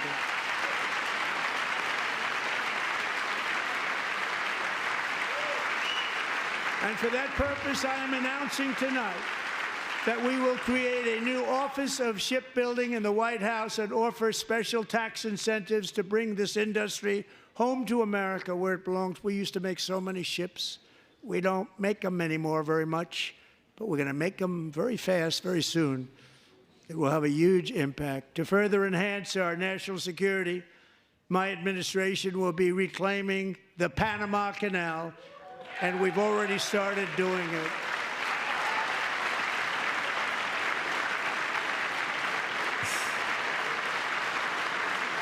Just today, a large American company announced they are buying both ports around the Panama Canal and lots of other things having to do with the Panama Canal and a couple of other canals. The Panama Canal was built by Americans for Americans, not for others, but others could use it. But it was built at tremendous cost of American blood and treasure. 38,000 workers died building the Panama Canal. They died of malaria. They died of snake bites and mosquitoes. Not a nice place to work. They paid them very highly to go there, knowing there was a 25% chance that they would die. The most expensive project also that was ever built in our country's history, if you bring it up to modern day costs. It was given away by the Carter administration for $1. But that agreement has been violated very severely. We didn't give it to China. We gave it to Panama, and we're taking it back. I love that. It's like random and actually the right thing to do. Who's that? And we have Marco Rubio in charge. Good luck, Marco. Now, we know who to blame if anything goes wrong. Marco's been amazing, and he's going to do a great job. Think of it. He got 100 votes. They said West You Indian know, he was workers as approved well. with actually Man, 99, you guys but know part of my the family's from St. 100th Thomas. was this Are we down gentleman, there and I in the feel Panama very Canal? certain. So let's assume he got I'm so 100 mad votes. right now. And I'm either very, very happy about that or I'm very concerned about it. But Should we he's call it already St. proven. Thomas I mean, he's Canal, a the great West Indies gentleman. He's Canal. respected by everybody, and we appreciate you voting for Marco. He's going to do a fantastic job. Thank you. Thank you. He's doing a great job. I'm still upset that he was called Little Marco Rubio, but they're going to let Great job. bygones be bygones. And I also have a message tonight for the incredible people of Greenland. We strongly support your right He's to just random determine your flexing own right now. future. And if you choose, we welcome you into the United States of America. We need Greenland for national security and even international security, and we're working with Well, like, everybody Mr. Trump, I involved wanna to try and get sleep. it. But we need it really for international world security. The Caribbean Canal does sound And I good. think we're going to get it. One way or the other, we're going to get it. We will keep you safe. We will make you rich, and together we will take Greenland to heights like you have never thought possible before. It's a very small population, but very, very large piece of land and very, very important for military security. America is once again standing strong against the forces of radical Islamic terrorism. 3.5 years ago, ISIS terrorists killed 13 American service members and countless others in the Abbey Gate bombing during the disastrous and incompetent withdrawal from Afghanistan. Not that they were withdrawing, it was the way they withdrew. Perhaps the most embarrassing moment in the history of our country. Tonight, I am pleased to announce that we have just apprehended the top terrorist responsible for that atrocity, and he is right now on his way here to face the swift sword of American justice.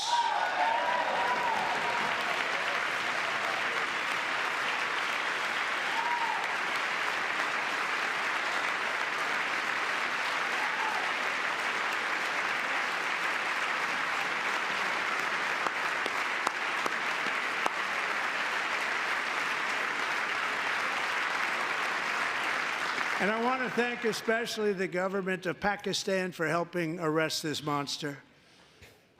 This was a very momentous day for those 13 families who I actually got to know very well, most of them, whose children were murdered, and the many people that were so badly, over 42 people, so badly injured on that fateful day in Afghanistan. What a horrible day.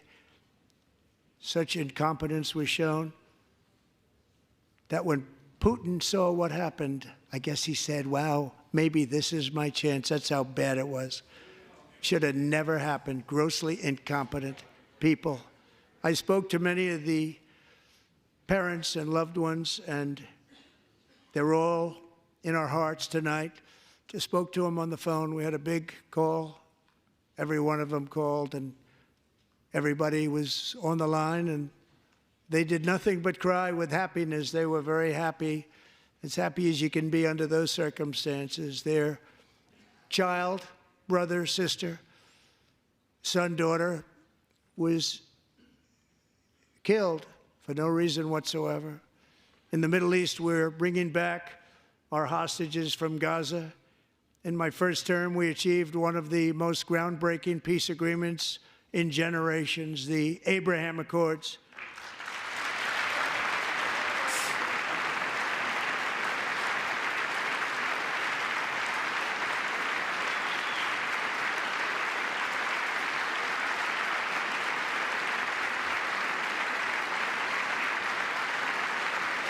And now we're going to build on that foundation to create a more peaceful and prosperous future for the entire region. A lot of things are happening in the Middle East. People have been talking about that so much lately with everything going on with Ukraine and Russia. But a lot of things are happening in the Middle East. It's a rough neighborhood, actually. I'm also working tirelessly to end the savage conflict in Ukraine. Millions of Ukrainians and Russians have been needlessly killed or wounded in this horrific and brutal conflict with no end in sight. The United States has sent hundreds of billions of dollars to support Ukraine's defense. with no security, with no anything. Ukraine and Israel, they both need to be cut off, Mr. President. Okay, those are like the welfare queens.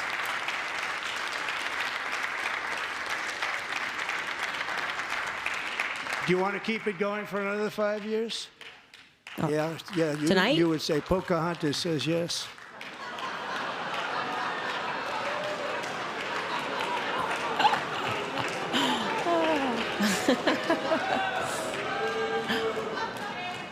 $2,000 people are being killed every single week. More than that. They're Russian young people. They're Ukrainian young people. They're not Americans. But I want it to stop. Meanwhile, Europe has sadly spent more money buying Russian oil and gas than they have spent on defending Ukraine, by far. Think of that. They've spent more buying Russian oil and gas than they have defending. And we've spent perhaps $350 billion, like taking candy from a baby. That's what happened. And they've spent $100 billion. What a difference that is. And we have an ocean separating us, and they don't. But we're getting along very well with them, and lots of good things are happening. Biden has authorized more money in this fight than Europe has spent by billions and billions of dollars. It's hard to believe it's money that laundering. they wouldn't have stopped it and said, at some point, come on, let's equalize. You got to be equal to us. But that didn't happen. Elizabeth Warren's Earlier having a today, I meltdown. received an important letter from President Zelensky of Ukraine. The letter reads, Ukraine is ready to come to the negotiating table as soon as possible. Are you going to wear a bring suit? lasting peace closer. Nobody wants peace more than the Ukrainians, he said. My team and I stand ready to work under President Trump's strong leadership to get a peace that lasts. We do really value how much America has done to help Ukraine maintain its sovereignty and independence. Regarding the agreement on minerals and security, Ukraine is ready to sign it at any time that is convenient for you. I appreciate that he sent this letter. Just got it a There's little no while sorry ago. in that. Simultaneously, we've had serious discussions with Russia and have received strong signals that they are ready for peace. Wouldn't that be beautiful? Wouldn't that be beautiful? Well, I mean, the ethnic cleansing of Ukraine is done and the money laundering operation is done. So that's usually about the time that our politicians start talking peace. And I'm not putting that on Trump, but like this entire thing was just a show. It's just ridiculous to pretend it isn't. Who are they going to move into the Ukrainian region is what the question is now. It was just the Bolsheviks doing what they do best, murdering a bunch of Christians. It's time to stop this madness. It's time to halt the killing. It's time to end this senseless war. If you want to end wars, you have to talk to both sides. Nearly 4 years ago, amid rising tensions, a history teacher named Mark Fogel was detained in Russia and sentenced to 14 years in a penal colony. Rough stuff. The previous administration She looks barely surprised by lifted that. a finger to help him. They knew he was innocent, but they had no idea where to begin. But last summer, I promised his 95-year-old mother, Aw. Malphine, that we would She looks bring her great for boy 95. safely back home. Goodness. After 22 days in office, I did just that, and they are here tonight. She cannot be 95. Come on, she looks good. Look at her skin. She's like black don't crack, but she's not even black.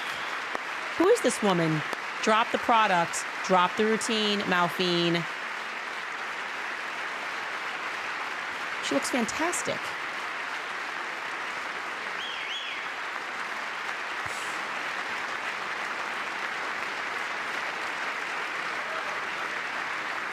Brian Mass is a traitor.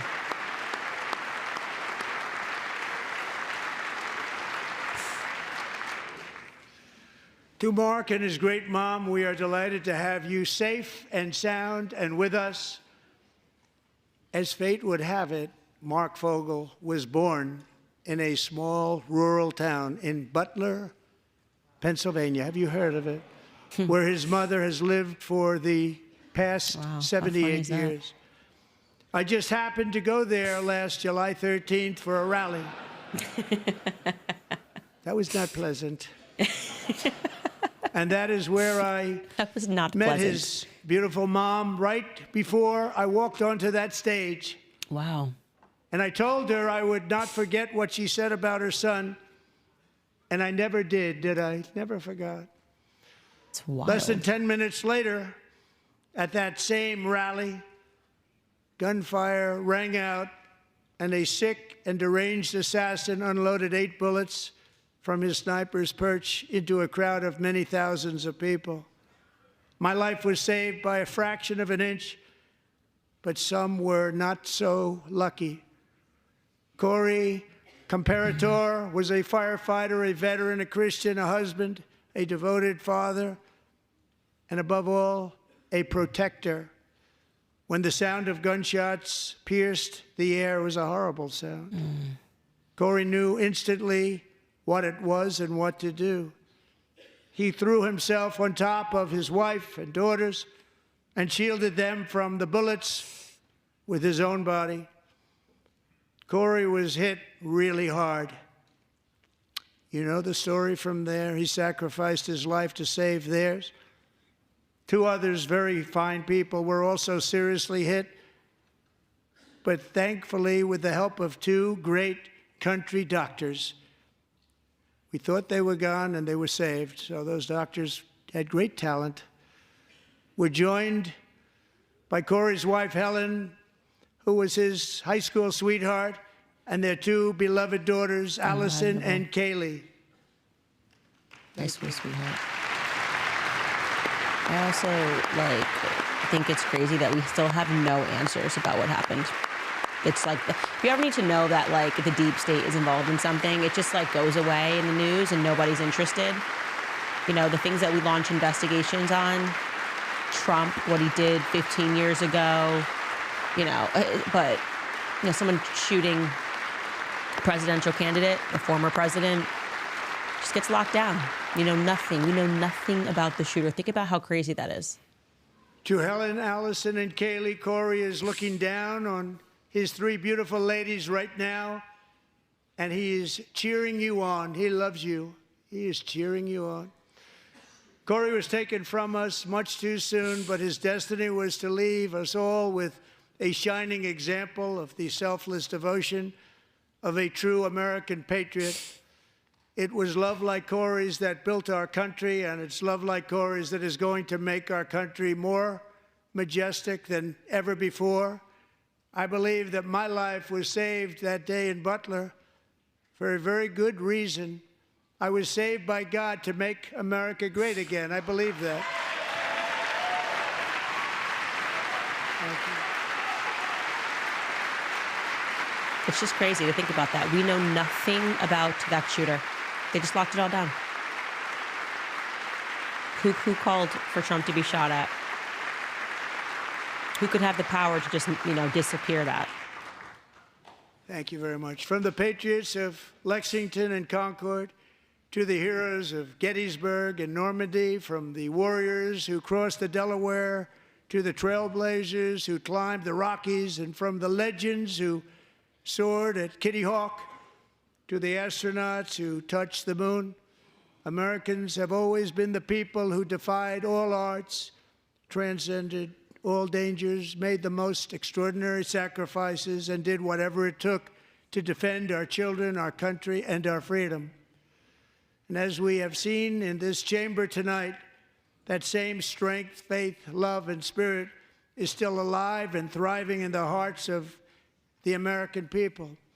Despite the best efforts of those who would try to censor us, silence us, break us, destroy us, Americans are today a proud, free, sovereign, and independent nation that will always be free, and we will fight for it till death. We will never let anything happen to our beloved country, because we are a country of doers, dreamers, fighters, and survivors. Our ancestors crossed a vast ocean, strode into the unknown wilderness, and carved their fortunes from the rock and soil of a perilous and very dangerous frontier. They chased our destiny across a boundless continent, They built the railroads, laid the highways, and graced the world with American marvels like the Empire State Building, the mighty Hoover Dam, and the towering Golden Gate Bridge. They lit the world with electricity, broke free of the force of gravity, fired up the engines of American industry, vanquished the communists, fascists, and Marxists all over the world, and gave us countless modern wonders sculptured out of iron, glass, and steel. We stand on the shoulders of these pioneers who won and built the modern age.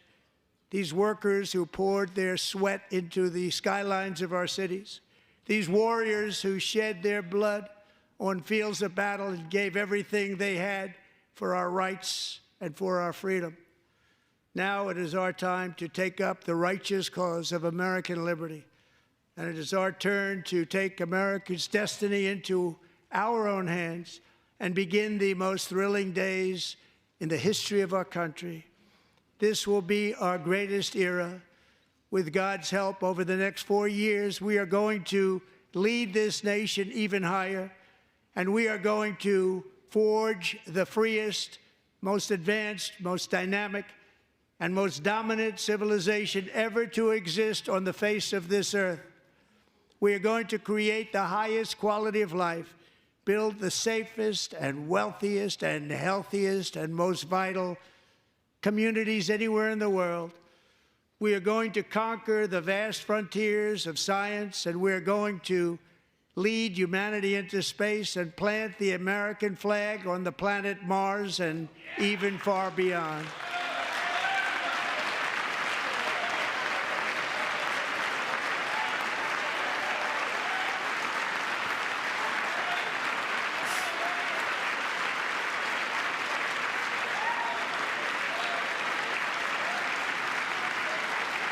He's trying to set a world And record through it here. all, we are going to rediscover like a the Guinness Book of World unstoppable Record thing? power of the American spirit. And we are going to renew unlimited promise of the American dream. Every single day we will stand up and we will fight, fight, fight for the country our citizens believe in and for the People in the country chat are our like, people stay awake, deserve. Candace. I'm trying. I am trying. Who did? Wow, fun fact. How long did he go? Wait, but this is longer. So he broke the record for the longest. My fellow Americans, get ready for an incredible future, because the golden age of America has only just begun. It will be like nothing that has ever been seen before. Thank you, God bless you, and God bless America. Oh my gosh, we did it. We did it. Okay. Okay, we did it. My baby is kicking. I got a lot going on right now, okay? There's a lot happening here. I mean, I was gonna do a really long recap of everything he said, but you know, by that time, you guys definitely gonna wanna go to sleep. Look,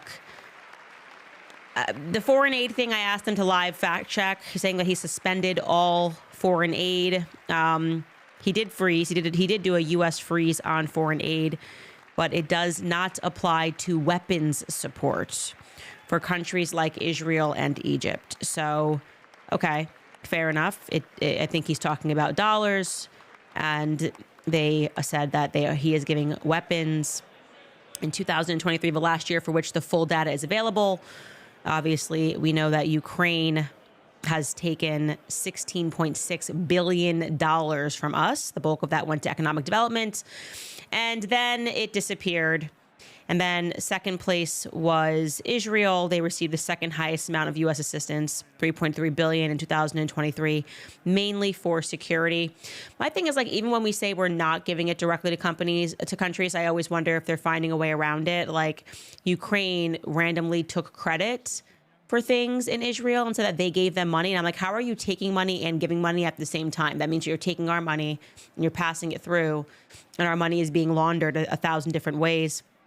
I was kind of keen. Obviously, this is a speech you're supposed to kind of brag and rah, rah, rah, do your thing. Trump looks fantastic. He has a ton of energy, obviously. I mean, look, for his age, it's unbelievable. It really is. I am more tired than Donald Trump. I can't even pretend that I'm not as tired as Donald Trump, more tired than Donald Trump is. So, but I will say that in terms of the things I'd like to hear, blowback on Pam Bondi since the non-Epstein release phase 1. And some people were saying it's not fair. You know, she's dealing with the corruption over in the Southern District of New York who are not releasing the files. There were some people that had to resign because of that reason. All of that's fine. It's just that she made a big stink about it. Like, she actually went on Fox News and said, we're going to release the files and the first phase, and you're going to see some information. And then that didn't happen. And it felt like it was a photo op, even though I understand from Mike Cernovich that it wasn't a photo op and it just happened to be that cameras were there when they walked out. But that's going to now, hang over Republicans here. You said you're going to get it done. Why are we not able to get it done? How quickly can we get it done? And then there is the question of Seth Rich. Now, I'm going to actually read my producer notes here because I saw that on Twitter and I had forgotten to look into it, but I was hearing that was going to be another promise, Seth Rich being the DNC staffer who it was speculated had something to do with the release of DNC emails. He winds up dead. And for whatever reason, the records regarding his death, suspicious death, have been locked down and everyone was called a conspiracy theorist. Well, there was an attorney who stayed on this named Ty Klevenger. He had submitted an FOIA request to the Department of Justice and the FBI for records concerning Seth Rich, and he started a thread. And I think this thread was from today. The DOJ told me this afternoon that we will not be getting any Seth Rich records on March 10th. The FBI only intends to produce a Vaughn Index, which gives a brief description of what they are withholding and why. That means that the feds are not even willing to produce the metadata from Seth's electronic devices. I'm not thrilled about this, but we're playing the long game. In the same case, I can already prove that the FBI improperly withheld pages from the CrowdStrike reports about the 2016 DNC hack that was published by WikiLeaks. So this probably won't play well with the court. More importantly, Kash Patel and Pam Bondi will learn about this, and I suspect some heads will roll. That's long overdue because the FOIA office at the FBI is systematically corrupt. The bureaucrats can run, but they can't hide. So that is something that I've been tremendously interested in. Again, something that people were called conspiracy theorists for. Stop talking about Seth Rich. Like, long speculated that he had something to do with the DNC being hacked and the files that were given to WikiLeaks, which allowed us to read some rather odd emails, which led to a lot of scandals. And some people thought that he was murdered by the state. And it would make us feel like conspiracy theorists if you released all the information and we saw that he wasn't. But when you don't release the information, you just call us conspiracy theorists, just makes us think that you're lying, right? The JFK files, the Epstein files, and now the Seth Rich files do not make us trust our government. Our government tends to sit on what they're involved in. So yeah, there are some questions about how much they are doing now that they are in office and that we have power. And, I think in terms of his speech was very good. I think Trump did a good job. Like I said, his energy is great. Do we all kind of recognize that there seems to be this never ending Israel exception? Like, it's America first, but like actually it's kind of Israel first. And so when we say like we're restoring free speech, obviously we're all thinking about the fact that actually there's like a carve out for Israel and always for whatever reason, like even the censorship on campuses. I'd like to know more about that. I only saw the tweet that he sent and said, we'll be stopping illegal protesting. Okay, fine. Everything illegal should be stopped. Things that are illegal are already illegal. So why do we need to make them more illegal? Or making it illegaler? What exactly do we mean when we say illegal protesting on college campuses are not going to receive federal funding anymore? I'd like to read the details because that's when I realized that Ron DeSantis was a sellout because he was making special laws for anti-Semitism. RFK Jr. is talking about making anti-Semitism a health crisis. So I don't trust the Trump administration thus far on the topic of Israel. I don't trust that they put American values ahead of their concern for this foreign country, which seems to have our nation occupied, because there's always an exception. And that's just the reality of how I feel. And I'm taking that back. So Now, by the way, before I read some of your questions and we jump off here, because we've been streaming for 2 hours, I do want to throw it to our last sponsor, which is American Financing. I know that so many of you work hard to support yourself and your family, but it may seem as though you are taking a step back every month instead of moving forward, because when the bills are higher than what you bring in every month, you have to swipe that credit card to cover the difference, and the debt keeps adding up. But if you own a home, my friends at American Financing can help you break free from that cycle. American Financing is saving people just like you an average of $800 a month. You can think about what you could do with that extra $800 every month, not having to worry about those minimum monthly payments. And even better, it costs nothing to find out how much you can save. All it takes is a quick call to American Financing. And if you start today, you may be able to delay 2 mortgage payments. So call American Financing today and start your journey towards being credit card debt free. You just call 800-795-1210. Again, that's 800-795-1210, or visit americanfinancing.net/Owens. That's americanfinancing.net/Owens. Okay, going to read a few of your, by the way, Al Green, getting taken out for being ghetto. I had to look up his age. I think it says he's 77. I'm going to allow it. He's a cantankerous old man with his cane. So I'm going to allow it. When I get 77, you look how I am pregnant. You know how I'm going to be when I'm 77? I'm doing this too. I look forward to doing this. Obviously, I kid. I wish there was more decorum, but old people and toddlers, man, they just don't know how to act. What are you going to do? You know, he's a bit older now. And so he was just wilding out. And unfortunately, I wish he had known that we couldn't hear a word that he said. So it was all for naught, Mr. Al Green. It was all for naught. This person writes, I don't usually think women are funny, but Candace, you crack me up. You're legit. Keep up the good work. My husband has a theory on that. You know, we agree that most women aren't funny. If I ask men, I'm like, do you guys think women are funny? They're like, no, women aren't funny. But then the women that are funny, because there are some, it's usually women that come from the school of hard knocks, women that have seen a few things in their life and they tend to have a good sense of humor. But like if you're a woman that just comes from like a lap of luxury or just had like a uneventful childhood, then usually you don't have a good sense of humor. I'm saying way too much right now. I should hop off air because it's getting, my producers are probably like, should we just cut the feed?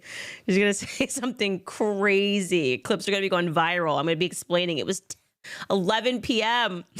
Hair by Janaya writes, embarrassing. This man deserves respect if you voted for him or not. WTF. Yes, I agree. But he's 77, so I'm going to allow it. Stephanie writes, there's a Toyota plant in Indiana. Yes, I was loving that there were so many Toyota stands because it's just a good car. And so I wasn't sure what he was saying. I thought he was saying we can't have Toyotas anymore. And apparently we can. And there is a kind of a problem that the value of American cars is not great. Like we purchased a Cadillac a couple of years ago. And I'm telling you, that car has spent more time in the shop than it's been outside of it. It's just a fact. I'm sorry. We've been very unhappy with that car, and we should probably sell it. Intelligent Observer writes, there is nothing united about the United States of America anymore, just egotistical babies in the room, lives with their fake, we are tolerant ones, the facade, and the billionaires in charge of us. Yeah, speaking of the Elon things, some of you guys were laughing and being like, yeah, Elon fatigue. I don't know. I just feel like it's, you know what I mean? Like it's Taylor Swift at every football game, and you just kind of get annoyed after a while. It's not like saying her music isn't good or you're not going to bop to London Boy. It's just like, I've seen you too much. I need a little mystery for a little bit. I don't want to know this much about him. I know about his baby mamas. I'm reading his text messages, the New York Post. He's gotten like another kid, more kids than I can count. I just feel like I know him. You know what I know, and I don't want to know him. I kind of want to keep the mystery of like the billionaire. I want to know that he's like, I want Doge to just be like a program. And we just don't know what he's doing, you know, or like he's just like, oh, Elon's working on it. Like, where's Elon? Nobody knows. But he's like moving into the White House. It's just, it feels too personal to me. I don't want to know him this well. Is that fair to say? Like, I just feel like he's tweeting every second, you know, I know him too well. I feel too close to Elon, and I just want him to go on vacation. That's all I'm saying. I want him to, he deserves it. He's worked very hard, and I want Elon Musk to go on vacation. I have Elon fatigue. Passerby writes, President Donald Trump, as an Asian Muslim American, I pray for your success. This is a Christian land, and as a Muslim, I'm just a guest. Thank you for allowing me to be here. Thanks to Americans. What a sweet comment. Look at this guy, whoever you are, I don't know, you do well when you're tired at night. You're like a kind person. Passerby. Ben George writes, Matt Walsh wore a tie for this occasion. I would have liked to see him troll in a Zelensky shirt with foamy shoulder pads. That would have been great. It was very nice to see Matt Walsh there unexpectedly. And it would have been great if he was just wearing military fatigues. That would have been very funny. It would have been, honestly, that would have made sense. He's very chill. Still Raven writes, you get 'em, girl. Thank you. Reborn writes, the Tate should be free to travel all around the U.S. I'm a member of TRW, and without them, I would still just be working a 9 to 5. But since I started following them, my life has only improved. Hashtag free Tate. Yeah, you know, I mentioned that I had hired someone on my team who learned a lot from Tate's online university, someone who couldn't afford to go to university. And honestly, that person has been amazing. And so, yeah, I get it. I get that there are people who've gotten a lot out of their, you know, school or whatever they're teaching about, what's it called? Hustlers University. I should know more about that, but I do think their content is geared towards men. And I just think plainly what they're doing in Florida is wrong. I believe in due process. And so I can't support Ron DeSantis in that effort, irrespective of the many disagreements that I have with the Tate brothers. You know, like I said, I'm a Christian. And my job is not to judge people when we're talking about the due process and the letter of the law about whether or not I think their actions are Christian. So there's that. Dre Monzi writes, Candace, I really love your honest journalism. Shot in the Dark made me a fan forever from the bottom of my heart. Thank you. Thank you guys. And we've had some great signups to Shot in the Dark. You know, we released that MMR episode for free because of the fear mongering that was going on, which RFK Jr. contributed to. Wasn't totally shocked about the RFK Jr. thing, to be honest. Like, he hangs out with Rabbi Shmuley. I don't know, guys, right? Like, he's like scared of Rabbi Shmuley. He takes pictures. I'm just like, they got something on him. Like, everybody objectively acknowledges that Rabbi Shmuley is a mental case. And yet he will do bidding for Rabbi Shmuley. And so I don't know. I just kind of said, just take what we can with him, but also know that at the end of the day, someone maybe has a little bit dirt on RFK Jr. I don't know. I'm just guessing here, just throwing things at the wall, seeing what sticks. You know, in conclusion, everything is in fact fake and gay. And we will probably take tomorrow off because, you know what, I was going to take Friday off, but now I'm thinking tomorrow is a good day because it's Ash Wednesday. And I'm obviously, I wasn't going to remove that from my forehead anyways. And so maybe it's just a good day to take off, spend a day in prayer, pray for this country, pray for my homies that are locked down in the struggle, pour some out for my fallen homies. You know what I'm saying? You have no idea what I'm saying. I have no idea what I'm saying. I'm exhausted. I don't know who my fallen homies are. Can you guys give me some ideas? What's the point of being a producer if you can't even tell me, do I have a fallen homie somewhere? Everybody's falling asleep in the control room. Pray for my fallen homies in the control room. Okay. Like, we are really effing tired and we are going to bed, and I hope to not see you guys tomorrow. Love you forever, but we will definitely see you on Thursday. Goodbye.